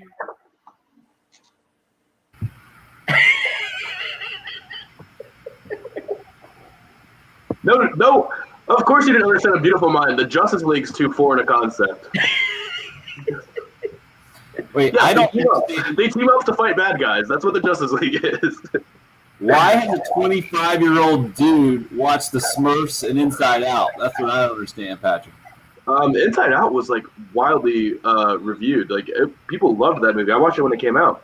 That's the one that I am thinking of. The one it's all the emotions. And it's the little girl who runs away from home, and yeah, I despise that movie. No, but Justice League was awesome. The first Justice League was terrible. It's a really sad story about how this one had to come around to be remade, but this is what it was supposed to be like originally, and it's rated R, and it's good. It's very good. It's 4 hours, didn't you say? Yeah, it's like the director's unedited cut. Jeez. See, I'll admit, if I'm gonna watch a movie, I like How to Kill the Irishman, or I like mafia movies, especially if it's there's some. I think the Smurfs is a mafia movie. It is a mafia movie. Yeah, Gargamel is clearly the cast. No, Papa Smurf's pulling the strings. Everybody knows that. What was Bill Morgan, I hate to ask, what was the 2001 Academy Award winning best? Is that Beautiful Beautiful Mind? Mind? Oh yeah, despise that one. I'll unfriend anybody who ever even suggests me watching it. That's right. Madness. Complete, well, maybe not complete madness, but absolute March Madness over the weekend. A great way to start a Monday, knowing we got 12 more hours ahead, at least starting 12:10 today. Because of the adjustments made to the NCAA tournament this year, you get a rare Monday full of basketball. And I was almost bummed yesterday, especially at the start. And I don't know why they do the schedule. I guess they actually care about the West Coast time zone, which it's easy for us to get grizzled about over here. But how they spaced it out relatively early on, and then you had, I think, 3 games going at one time there in the evening time for us, and the schedule pretty similar today with a 12:10 start time, and then you got a couple of late games going as well. If you didn't stay up late last night, it was former Gamecock Mike Boynton, his run with Oklahoma State coming to an end. Oregon State as a 12 seed continues to roll on into the Sweet 16. 15 seed Oral Roberts, another big headline-grabbing run, second ever 15 seed to make the Sweet 16. Got plenty more to choose from. 11-seeded Syracuse. Loyola Chicago has an 8 seed. That Midwest bracket absolutely blown up. You got a 2 in Houston surviving over 10-seeded Rutgers yesterday. Then 8, 11, and 12 in that bracket. Oral Roberts disrupting things over there in the South. The other bracket that has the Sweet 16 nailed down. They'll play Arkansas moving forward. And then you got a 1-5 matchup in Baylor and Villanova. Patrick has come in grizzled this morning because his Big Ten has struggled and some of the more talented teams are knocked out. I love all the upsets. I'm pulling for more. You guys were talking about the best matchup that you want to see, and I don't even understand how you're talking about that. I just want to keep seeing really close games and some Cinderella stories continue. Well, I was thinking about that as you opened up. It feels like the championship game, and even to a lesser extent, the Final Four is anticlimactic. It's these 2 weekends that lead to it. Like the last 3 days, you're right. That's as much. And let me say this, and I think you guys agree with me. It was this time a year ago that we lost sports. You had the NBA. You had college basketball got postponed. I was on my way to the Players Championship. It was a week and a half ago, but we lost the Players Championship. Like everything sports-wise, and sports is a diversion, right? Like we have a great job. We get to come in here. We cut up about other stuff, but we get to come on and talk sports. And I would assume none of us are deemed essential workers. I don't deem myself that. You 3 can speak for yourself. But our job is fun, and it's to talk sports, and it's to cut up and be funny each and every morning. And we've gone through Patrick, you and I were over here breaking down Korean baseball, starting in April. We were so sports starved. What was it, May or April? You and I are waking up watching the Doosan Bears, and we're breaking down Korean baseball. Yeah, and then football season was good. I enjoyed it, but it was different. We all agree with that. It was different. The NBA Finals was in a bubble, and people didn't like the NBA to begin with, but even trying to get into that was difficult. This weekend was the first time I think I've watched sporting events and went, man, this just feels right. And it was fun to watch because, as you pointed out, it was madness. It was what we love in the NCAA tournament. Ohio's knocking off Virginia. Oral Roberts is beating Ohio State because what's the guy's Dwayne Washington, Patrick, for Ohio State, forgot that there were 4 other players on the floor to try and help him win a basketball game. Like it was everything. This weekend to me was everything about college basketball's NCAA tournament that makes it awesome. And it was, to me, and I don't want to speak for everybody, it was for me, it was a return to normalcy in terms of how sports should be. And it was a blast to watch this weekend. And I was wall to wall Friday afternoon until I couldn't make it anymore at halftime last night. And if you missed the opening of the show, we opened the show, and I pull up the internet. We get the live stream going. I flip over to ESPN, and Tim's like, oh, I don't know if Bill's awake or he just made a face. And I was like, yeah, I just made a face because I just found out Oklahoma State lost last night. Like I just turned this under us. They didn't come back, and Cade Cunningham. By the way, you probably didn't, Steph. Have you seen Cade Cunningham's press conference last night after the game? He thanked the media. Comments. Just classy as he's been his entire run there at Oklahoma State. I'm pulling for that. I'm pulling for that kid. I'm pulling for that kid. He does not strike me as the egotistical one and done like type kid. I'm whatever franchise he ends up with, probably the Rockets, right, Patrick? That's where it appears to be heading. Odds will be in his favor for that. Yeah. Well, hey, it's that organization. 20 straight. Yeah. Did you see the interview with the head coach yesterday where he's just basically breaking down? No. Like just basically, Tim, have you seen this? No, I didn't see that. The Rockets, the Houston Rockets have lost 20 straight games, and the head coach just literally had a meltdown. Yeah. If you have any friends that are Houston sports fans, reach out to them, make sure everything's good. All right, because it wasn't a yelling city right now. It wasn't a yelling, screaming breakdown. It was like an emotional, like he can't take it. But this weekend was fun, and I'll admit I wanted to get more invested in South Carolina baseball. The Saturday game was on the SEC network, and I wanted to get more into it. But I was glued to the NCAA basketball, and I'm excited today. We get going again today, and I think I'm in the minority on this. I don't expect them to change. I think it's going to be a one-year deal. But we get going at 12:10 today. Oregon, Iowa, which I think will be a really fun game. You with me on that, Patrick? Oregon, Iowa today at 12:10. For sure. Yeah. Gonzaga, Oklahoma at 2:40. And then by the time everybody gets home, you've got Abilene Christian and UCLA at 5:15, Ohio Creighton at 6:10. That LSU Michigan game at 7:10. Get your dinner ready, order a pizza, sit down. Colorado, Florida State at 7:45. Maryland, Alabama, 8:45 tonight. That one will be a great one. And then I'll fight like crazy again at 9:40 tonight. Southern Cal and Kansas. Yeah. And one other thing I want to say that I thought about yesterday. Jen, you went to Butler, and this is the one neat thing. What did you guys think, real quick, of the bubble setup this weekend and seeing the arenas and everything?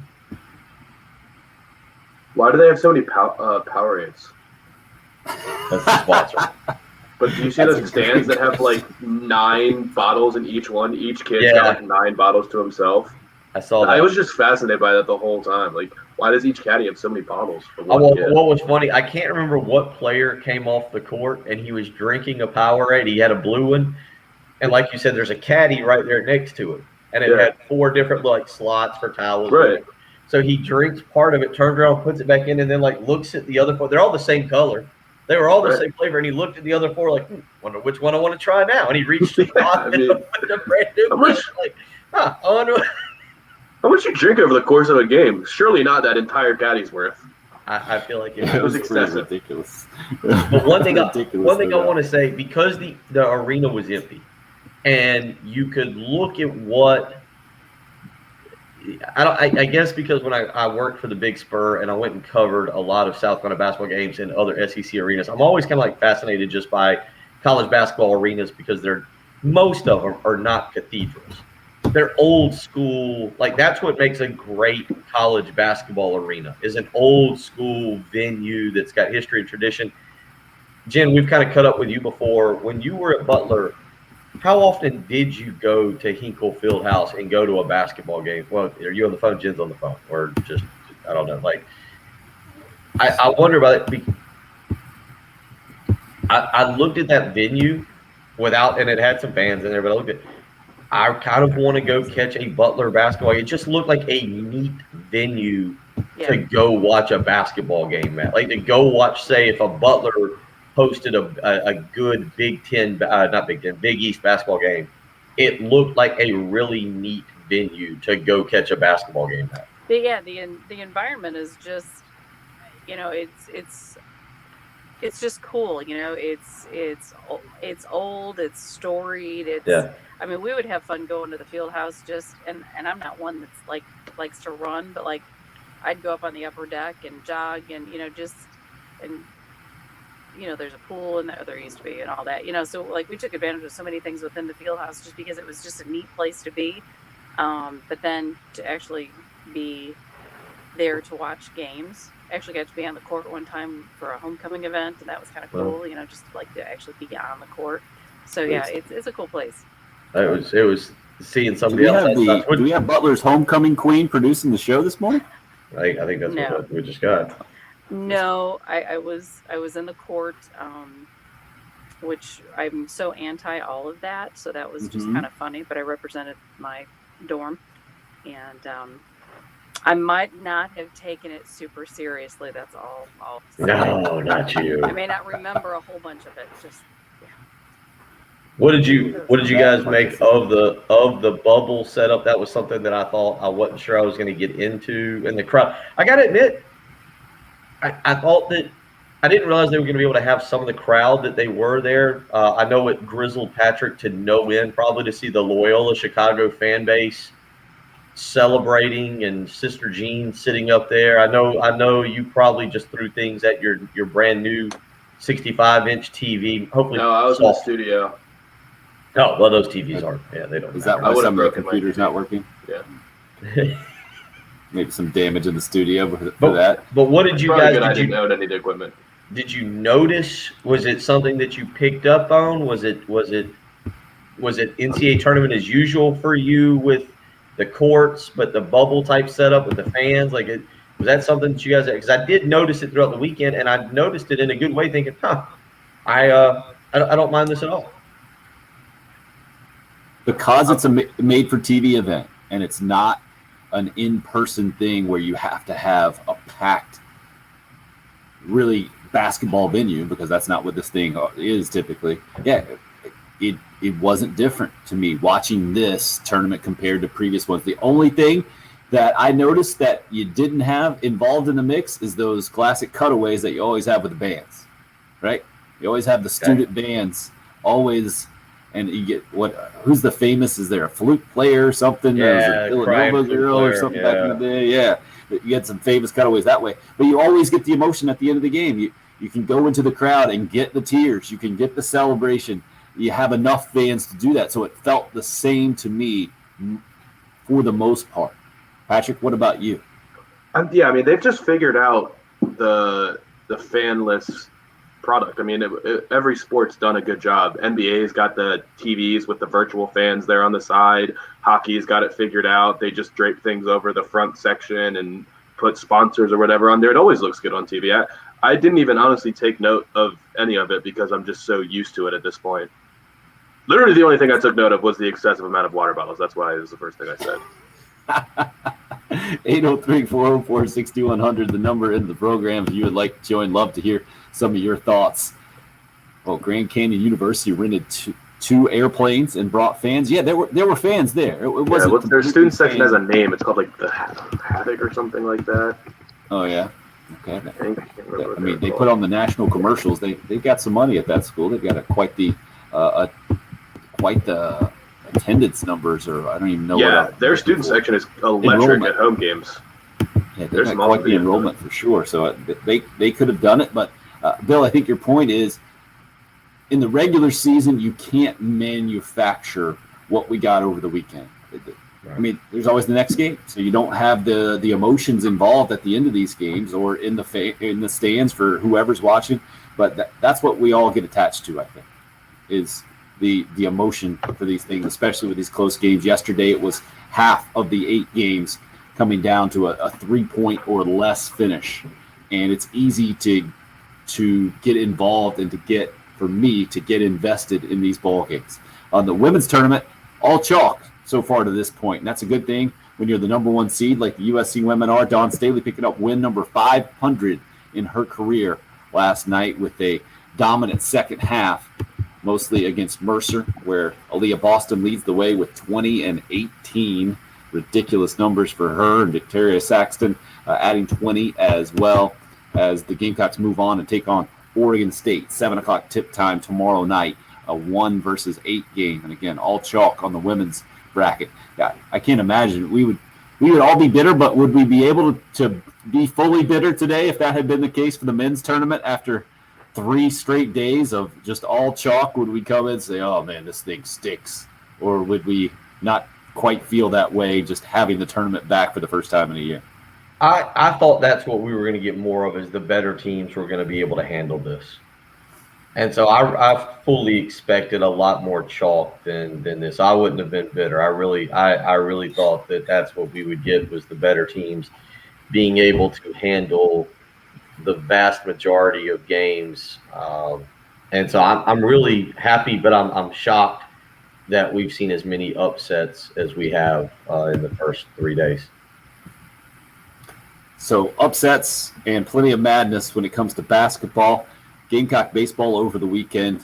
Man, if you missed yesterday's game, you missed quite the comeback. Carolina down 4-0, had 36 straight batters up and out, and then a couple of home runs in a row, back-to-back home runs after 36 straight outs.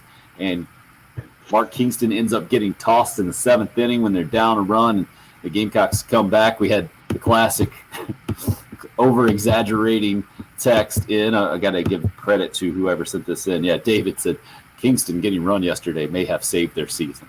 And I guess if you're going to be that person that puts all the criticism when things don't go well on the manager, then you do have to give all the credit to the manager for getting tossed out. And it was a very important win yesterday.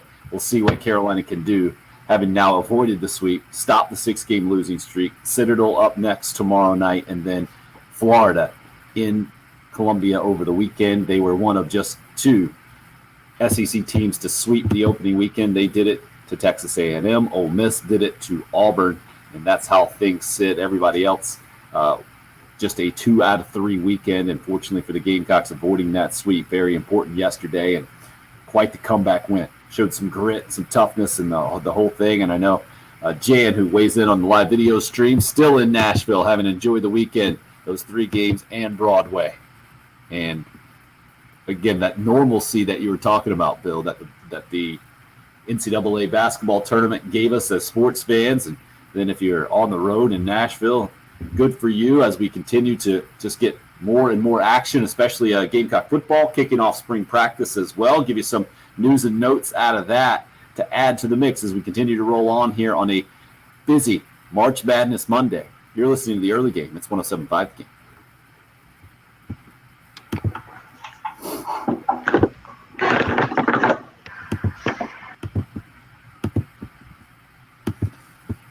See if I can pop up what I want to pop up. How about that? There we go.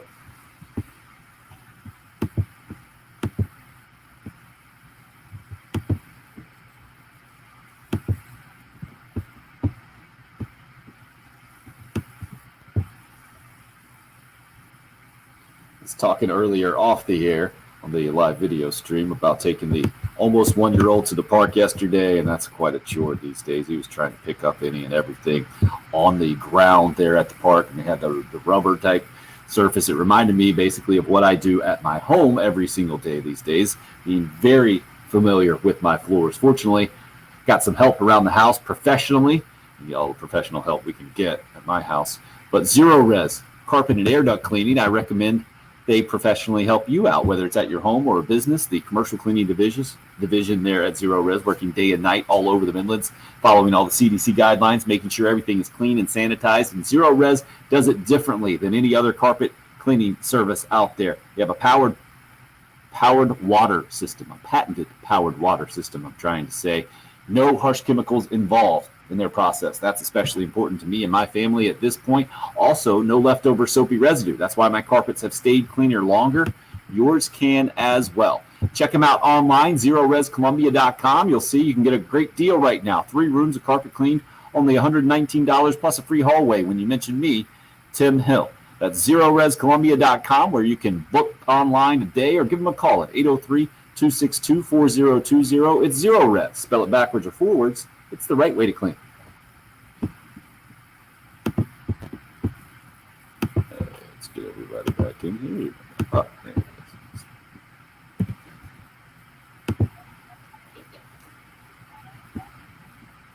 We're getting half bill there. Yeah, finish the coffee. I gotta do that next break.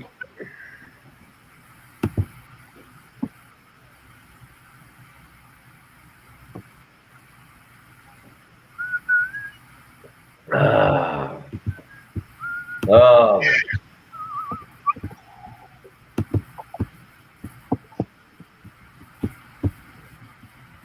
Chris, not sure about dryer vents, but I would assume. I don't know why they wouldn't. None, Trey. None. The crowd noise has always helped the lower seeds because any kind of neutral fan is always getting behind the underdog. So I would think, if anything, I think you mentioned it before, Patrick, right? That favorites might have more of an advantage in this crowd environment. What's the deal with Onward? I heard some. Yeah. Sad. Emotional. It's not really sad, it's just emotional. Gotcha. yeah. Which one is Onward? Is that the one where they're looking for the dad? Yeah, that was sad. Good Lord, that was sad. I had to get up and walk out of the room multiple times. So I got a question, serious question, because I'm debating this. Austin's soccer game got canceled yesterday. The other team coach had COVID. So he goes through August 18th. Y'all would agree at 8, he'll be 9. He'll be 9 April 20th. I'm getting the emails. I was just looking at for like signing him up for. He's gotten a couple offers to play like travel soccer starting in May, to do a basketball league starting this summer. Y'all agree at 8 or 9 years old, a kid needs 3 or 4 months off just to be a kid, because he's going from soccer in September, where we had 2 practices a week, to basketball where we had 2 practices a week almost instantly, back to soccer. There was no break. Literally no break from soccer to basketball. Like, kids that age need a break, right? Like, I'm in agreement with this. Like, starting in mid-April, he needs to just be away from sports for a few months and just hang out. No, that's camp season. For sure. He'll do a couple camps. He'll do some camps, but not to the extent like we got soccer tonight. Yesterday he got to rest and relax. He had a small meltdown because he wanted to buy a Fortnite pack that was $11.99. He's like, well, it's only $11.99. I would have bought it for him, but then I looked at it. It's $11.99 a month. Oh. And I'm trying to explain. So I said, I'll buy it 1 month. Of course, I made him pay me. He's got cash because somebody gives him cash for birthdays, Christmases. Kid's got about $100. So I made him pay me $11 yesterday. But I was looking at these stuff, and I've had people saying, well, we got soccer tryouts for travel soccer in May and mid-May. And I'm like, I just think kids need a break, man. He just needs a break. And Tim, your kids are about the same age. Don't you just pull them out at some point and say, hey, go be a kid, man. We'll go swimming. We'll hang out. Take time off. Yeah, there's time for that, for the travel and all that when they get a little bit older.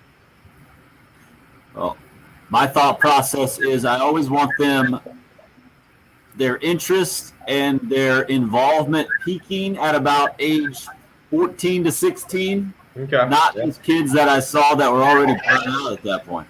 Right. Yeah, I can tell he looks a little tired. Like I said, he's been full go since September. And at this age, we've been doing 2 practices a week. I mean, like tonight, thank goodness we didn't have a game yesterday, but he'll have practice again tonight and Wednesday. Yeah. Craig, I agree with you on being well-rounded. He's bouncing sports. I'm talking about just the playing for a year, like just going. And what Patrick said, I'll put him in camps this summer, but I'll give him. I think he needs some weeks off. I think he just needs to be a kid, and not have 2 practices a week and a game on a weekend. That's why camp's nice, because you get to be a kid. You get to hang out all day and do stuff. Yeah. I just think it's a lot. 1 soccer camp, 1 basketball camp, maybe another soccer camp, lacrosse camp, something like that. Yeah. I think he's too young. He'll be 9 on April 20th. I think he's too young to just be forced into, year-round sports at this point.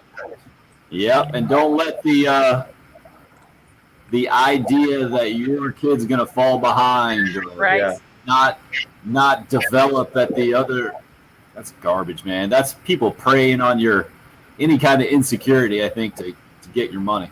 I Yeah, agree. we watched several kids who, when Trent was playing baseball, and we're about to go back in, but where these kids were just all of a sudden little dynamos at 10. But yeah, then all of a sudden, Trent got better than some of those kids because they did.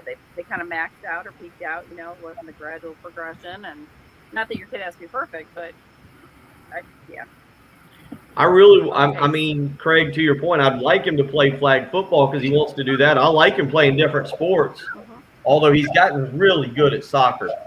For his age, he's gotten really, really good. I think he needs to slow down.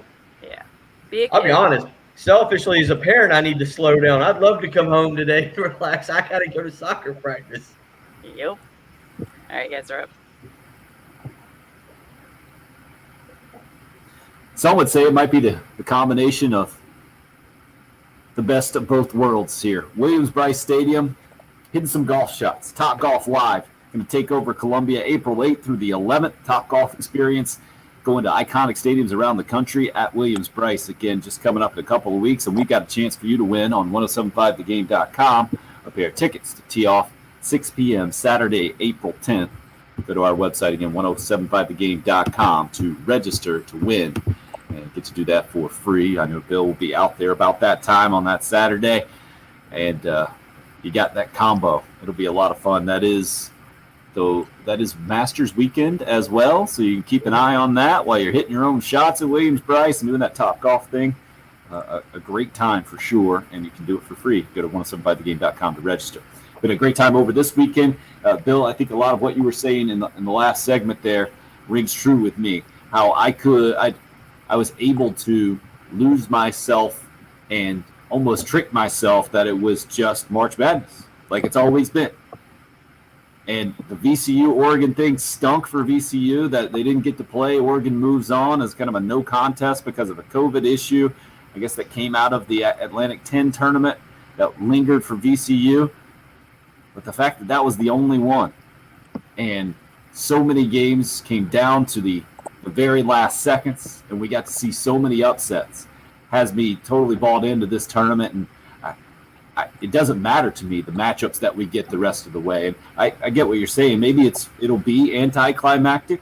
Maybe you won't get the marquee matchups that you wanted. I know Patrick's not getting the matchups that he wanted, but I don't care. I didn't go in with a vested interest in that way. I just went into this thing saying, man, I'm glad it's here. I hope we get some good games. I hope we get some things that I was not expecting, and I could not have asked for a better tournament to this point from that standpoint.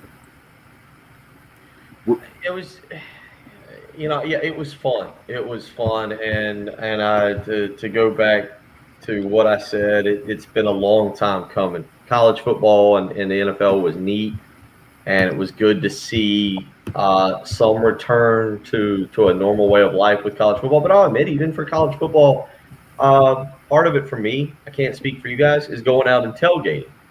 And I only went to 2 games this year, which was strange. I went to Tennessee, and then the great parent that I was drugged both of my kids to the Texas A&M game and felt awful about myself after that.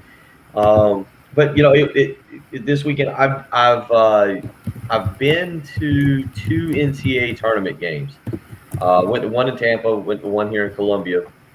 But most of my life has grown up watching the NCAA tournament on Thursdays, Fridays, Saturdays, Sundays here in front of the television. And this past weekend was as normal as life has felt in a long time. And I even ended up a couple times. I had to go up. There was a little party that was being had up at LJ's here in Lexington this weekend that I ended up going to yesterday afternoon. And I think we talked about that. I'm not a big go to a bar or restaurant and watch sports kind of guy. I like to usually be able to hear what's going on. But for the NCAA tournament, it's different when you get around a crowd of people, whether you know them a little bit or you don't know them at all, to hoop and holler. Yesterday was a great example. They ended up winning by 9, but for a while there, it was Eastern Washington was leading Kansas. And the buildup that was like, look at what might happen, and people getting excited saying, flip the TV over. I was at LJ's yesterday watching Loyola Chicago and Illinois. And even though it wasn't a close game, it wasn't, one that was the excitement and the buildup of all the people that was there. It was like, oh man, are you watching it? Like, it was kind of like, hey, where were you when that happened? And it was fun to get back to regular life that way. And, Patrick, typically years past, I would probably be as grizzled as you are today. Because I've said, I like the upsets, but when we get to the Final Four, I want my big names. I want my Illinois playing, Baylor or Ohio State. I want, Gonzaga taking on, Michigan. I want the big boys there. This is the one year I'm just kind of enjoying the tournament. I'm enjoying the games. I'm enjoying some of the storylines. You were mentioning the young man, the 47-year-old receding hairline center for Loyola. Whose name you don't know because Sister Jean takes all the headlines. Yeah, Sister Jean, I agree. Just a glory hog. Does it just? You saw what was it? They were Cameron putting up. Krutwig should be a household name during March Madness. They were. What was it? They were putting up Sister Jean's prayer in the thing. But yeah, I'm with you on that. So. I just want the upsets that I want. That's really what it comes down to. I'm not grizzled because they were upsets. Eastern Washington, I would have loved for them to be Kansas because those brothers, did you see them? The Groves brothers? Yeah. That they were comparing to, like, one looks like Napoleon Dynamite, one looks like a mix between Bill Walton and Yukon Cornelius, but they were just sick. They put up, I think, combined 60 points. Yeah. And that right there, them, Krutwig, who's I watched last night, Oregon State's big guy. This is why I love the tournament. It's not who is the most athletic. It's who's the best at basketball. Oh, so who's the best that day? It's who's because Illinois and Loyola Chicago in a 7-game series, Illinois is winning that thing, right? Over 7 games, Illinois, and that's what makes the NCAA tournament so much fun. Is it's a 1-game scenario. Abilene Christian and Texas in a 7-game series. Texas wins that thing once. Yeah, once. That's it. But 30% won the game. Incredible. Yeah, the fact that you get it. You get the one shot, man. I think we can all identify with that to some degree just in life in general. You get one shot sometimes, and you got to take advantage. And to see these programs, these players taking advantage, and I think there's probably some sick part of me that enjoys seeing the other side of it as well, or for some reason is attracted to seeing that. It's just, the old thrill of victory, agony of defeat, and it was on display constantly. Every few hours yesterday, where you had 4 of the 8 games coming down to 3 points or less, and then you had 8 winners yesterday from 8 different conferences. There seems to be like no trend that I can just go on and say, oh yeah, like one conference is definitely going to win this game, or one program's definitely kind of immune to any kind of upset in the whole thing. Yeah, I enjoyed that. And I know we had this minor discussion Thursday or Friday about hype videos from South Carolina and getting fired up about whether you get into them or not. I gotta admit, man, I watched the Shane Beamer stuff this weekend. Justin King just lit it up again.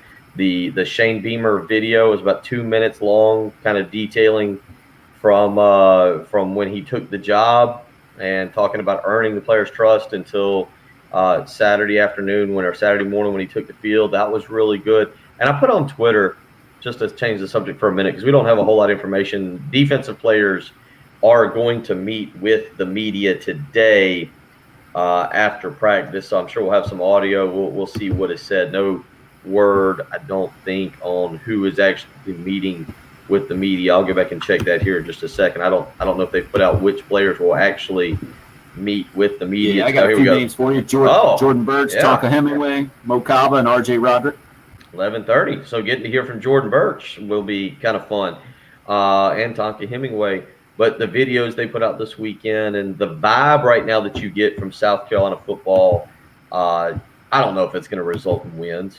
I have no clue if it's going to result in a bowl game this year, but it's at least fun to see that vibe. And when you transition into the NCAA basketball tournament, which somebody told me I'm our amateur weather guy. I'm not our seasonal director here, but I understand, what was it? Saturday, March 20th was the first day of spring. Does that sound right to you guys? Is that okay? Yeah. It's not really a weather thing though, right? Not at all. That's what I'm saying. I'm the weather guy. It's a season. Yeah, I'm not. But it felt good. It was a it was a great weekend. It was was a neat weekend, highlighted by the NCAA basketball tournament. And then watching some of the videos that were put out from the first spring practice there.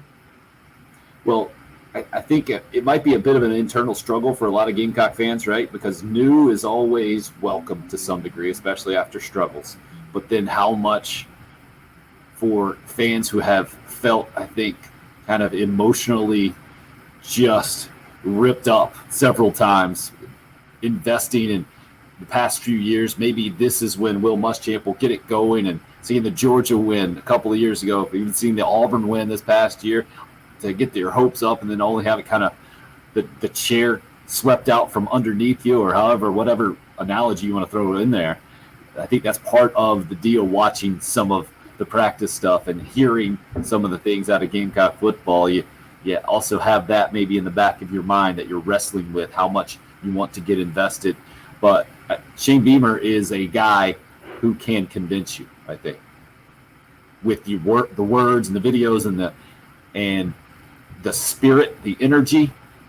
The question is that going to result in the production that Gamecock fans need from their football program? And nobody knows that answer right now. Nobody. But to have the different spirit around the program, I think is a welcome breath of fresh air from pretty much everybody. I put it on Twitter. There was a video of him and Tim. You've got two young boys. Well, you got two young boys. You got a really young third one there. But there was a video they put out of him doing kind of like a what would you call it? Like a chest bump. There was like the kind of almost like the what was it, like a made up handshake, chest bump. And I put on Twitter, and it reminded me as Austin's 8. Like, that's how I think a lot of people who listen to this program specifically are closer to our age range, who have kids. I know we were talking off air, and people are hitting us up on the live stream, but we were talking off air about me and Austin and him doing sports in the summer and pulling him back some and letting him be a kid and just us being parents. But watching Shane Beamer do that with his son, who, seems so excited. I think that's how a lot of us would coach the University of South Carolina. That doesn't mean we would succeed, but I feel like you're watching somebody coach it, how as a fan, you would coach it. You're doing it with your family. You're celebrating. There's a lot of positive energy. Right now, there's no adversity. The record's 0-0. Everybody's playing the same amount of snaps. The quarterbacks, as far as we know, look great. The run blocking and pass blocking, much better. They haven't given up a sack yet. The bottom line is there's a lot of positive momentum. It was kind of interesting to see. I'll be fascinated. Beamer, I think we'll meet again with the media on Thursday. You got the defensive players today. It's going to be interesting to see how spring football goes. But I think you tie that in with a great weekend of college basketball. I don't know where fans stand. If you're happy when you look at going on the road to Vanderbilt, you knew it was going to be tough. We all agreed you couldn't be swept, but winning the series, given the first two guys that Vanderbilt was throwing, was going to be an uphill battle. I would assume most fans come out of this past weekend going, all right, 1-2, it's not what we want, but I'll live with it because the next series is at home against another elite opponent. Down 4-0, and 36 straight batters had gotten out. To escape with a win was best case scenario at that point yesterday. Not a great weekend. Mark just says can't be happy after getting no hit in the weekend. Totally understand where you're coming from, Mark. But from as bad as it could have been yesterday, at least something was salvaged. And the hole is not massive coming out of the first weekend being swept. And there's a long way to go, no doubt about it, and a lot of adjustments to be made. But a gritty win yesterday. On the Cool Care Heating and Air text line, I'm laughing at Raphael. Says, Bill, those are hype videos. Talking about the Gamecock football program. That's their purpose. Those are the same type of videos that came out last spring as well. With that being said, it did hype me up, though. And then Ken hits on this, and it didn't even dawn on me. Ken says, I saw Shane Beamer and his family at the Carolina softball game this weekend. Blended in so well, no one really noticed him. Just thought it was cool that he felt comfortable enough to do that. Muschamp didn't seem like that kind of guy. He didn't seem like that kind of guy.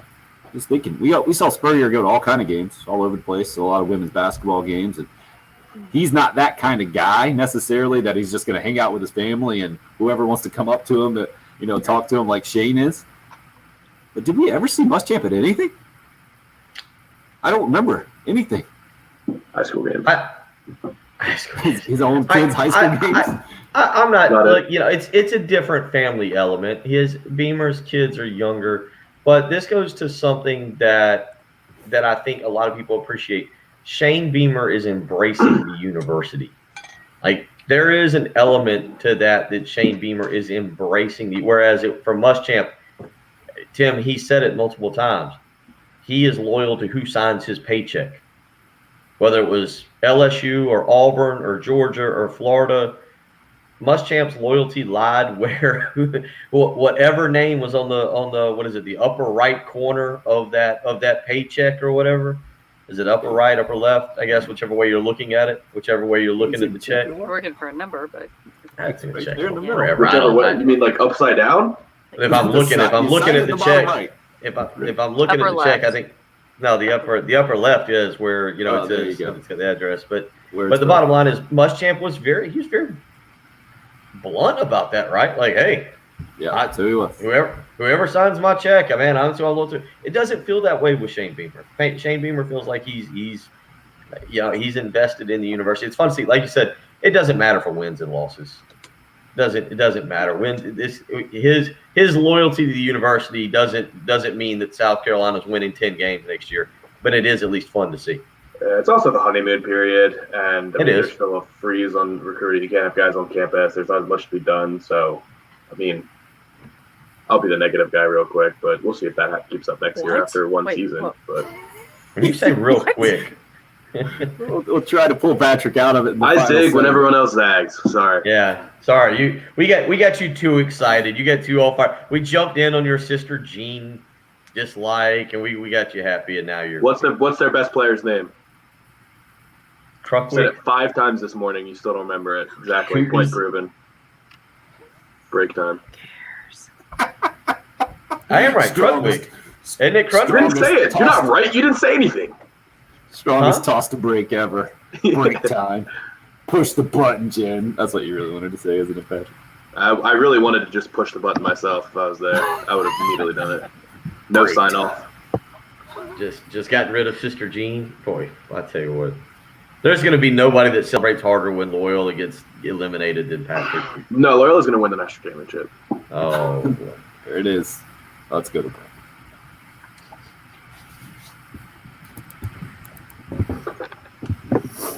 you guys are clear.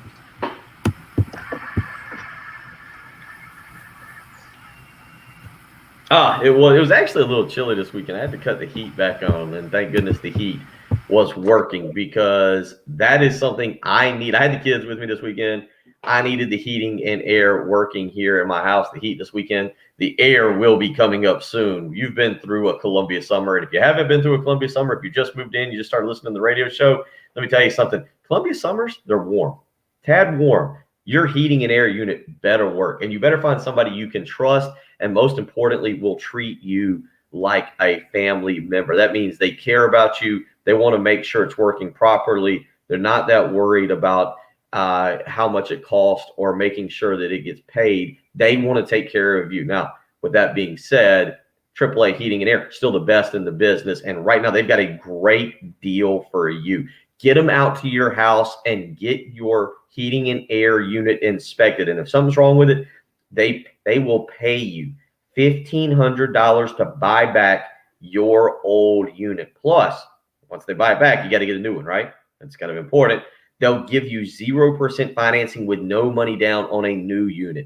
AAA Heating and Air is here to take care of you like you're a family member. Treating you like family is what's important to them. I've met with Roy and Dana. They are phenomenal people. And I'm telling you, when I talk about a family-run business, that's exactly what AAA Heating and Air are. They do it because they want to make sure you're comfortable, your family's comfortable. Give them a phone call today and find out for yourself. 803-677-1500. Again, that's 803-677-1500. They're going to take care of you just like they took care of me. They're going to make sure that you are happy. that your heating and air unit work. As I said, the winter, it was cold. You wanted to make sure your heat worked. Well, guess what? The summer, probably going to be a little warm. You need to make sure your air conditioner is working. Don't wait around. Get them out there today. Let them check on it. Let them make sure it's working properly. 803-677-1500. Again, they'll pay you $1,500 to buy back your old unit, plus give you 0% financing with no money down on a new unit. Don't wait around any longer. Get your heating and air unit checked today. Do it with AAA Heating and Air. 803-677-1500. Tell them Bill Gunner sent you.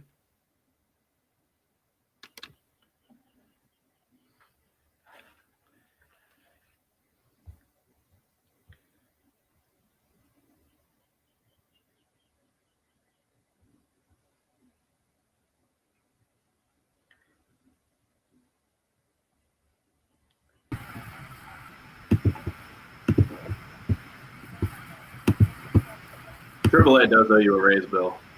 Huh? AAA does owe you a raise. Why? Because you're pushing 3 minutes on these libraries. Well, yeah, we'll get off on a tangent off there, but trust me, they're long. Well, they're I'm sold now. I mean, when I buy my house, I'm going AAA. they're Our boy, the one moment we switch away from March Madness to just discuss football, our boy from Orangeburg just got away, and he was waiting all morning. You guys don't see the text line. Y'all don't realize how bad this football team is going to be. Lovely. Hey, All Bill, right, do you want to You ready? spot? Yep. We'll kick you guys off then. That poor guy.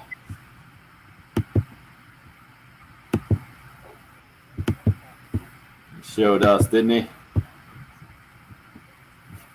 Has he not? Oh, yeah, I guess I didn't really notice that he hasn't been. When was the last text in? Probably Friday. Was it Friday?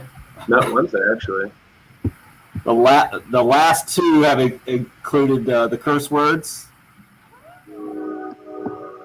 Wow. Rip Pearson in the last one, and then the one before that. USC is never going to amount to anything in football. Just realize that. Only thing they're good for is riding the SEC coattails. That's the edited version. Man. All right. That's fine. You win, guy. Patrick, have you seen the field, the baseball field, the picture? Yeah, with the tree. Yeah, unbelievable. Like, I couldn't do that with Photoshop.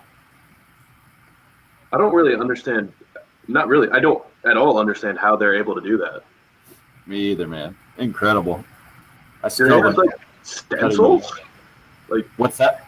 Do they have like giant lawn stencils or something? Is that how that works? It is art. It is lawn art. I retweeted it if you guys haven't seen it.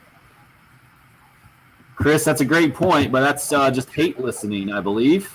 That's just how some people live their lives. It fuels a lot of sports talk radio ratings, to be honest. Well, especially the radio that you listen to, the big market stuff.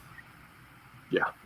See, that's where I feel like it's so disingenuous. National stuff, too, that these guys know it, and they just lean into it.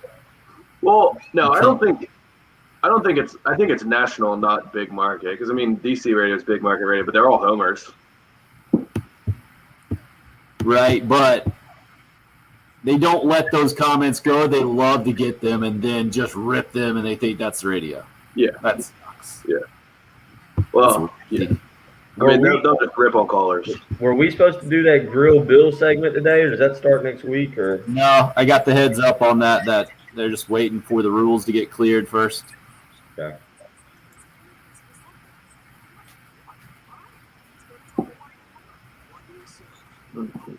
That should be enjoyable.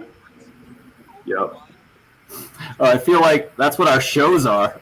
a lot of time. Yeah, I mean, that's honestly going to fit our show way better than Heath's show. I don't know. We'll probably not be impressed by the grillable questions. We'll have to take them off a couple of notches. We're going to have to make one. It's going to be more of heckling the person. And you're basically going to have about 40 seconds left. 40 seconds. Yep. Got it. Get your 7-second hot take ready.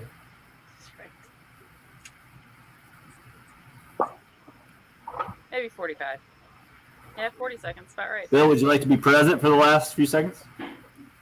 I drank all the coffee. I just found out I drank all the coffee.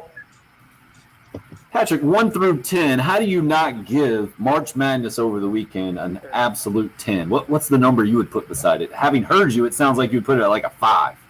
Yeah, I put it at 6 because it was cool, but I was wrong about most of my takes, so I'm not happy. So selfish. Bill, it's a 10, right?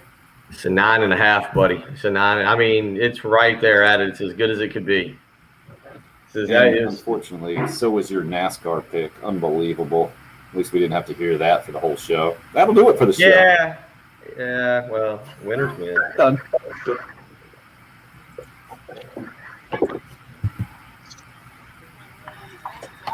There. Oh, criminy. Just expanding the lead. Well, when there's no effort in the picks and no, but you know what? I did decide this week that the whole thing of, well, I should play it safe. I ain't doing that anymore. Because my picks that were not the safe picks were like top 7. So. What do you mean there's no effort? The point of the pick is to win the week. Like, go with the person who's probably going to win. I'm picking the person who's probably going to win because I want to win the competition. And yeah, I'll be honest, and Patrick can vouch for me. Two of my picks, I went back and looked because Kyle Larson was my 3rd pick. Yeah. You know what? And I never picked Keselowski. Why did I do that this time? He's got a strong track record at that track. So, nope, no more. Just stuck with my Blaney, my William Byron. Yep, I had Hamlin, Elliott, and Kyle Larson was my 3 picks. Yeah, Elliott wouldn't have served you well, but Larson for sure. Yeah. Yeah. So no, that's good. We'll just get your boyfriend Denny out and keep him out in front. I mean, We try. I don't know what that put me at, but I know I'm further in the lead again. A little bit. Oh, that's a great way to end today. I was going to say, I can show you how many points on my fingers, but I'll just, save that for the post-cable show. It would probably take you 2 hands, though, to show me those points. It probably would, yeah. A lot of single digits. Got to count. Yep. Great way to end. See you guys tomorrow.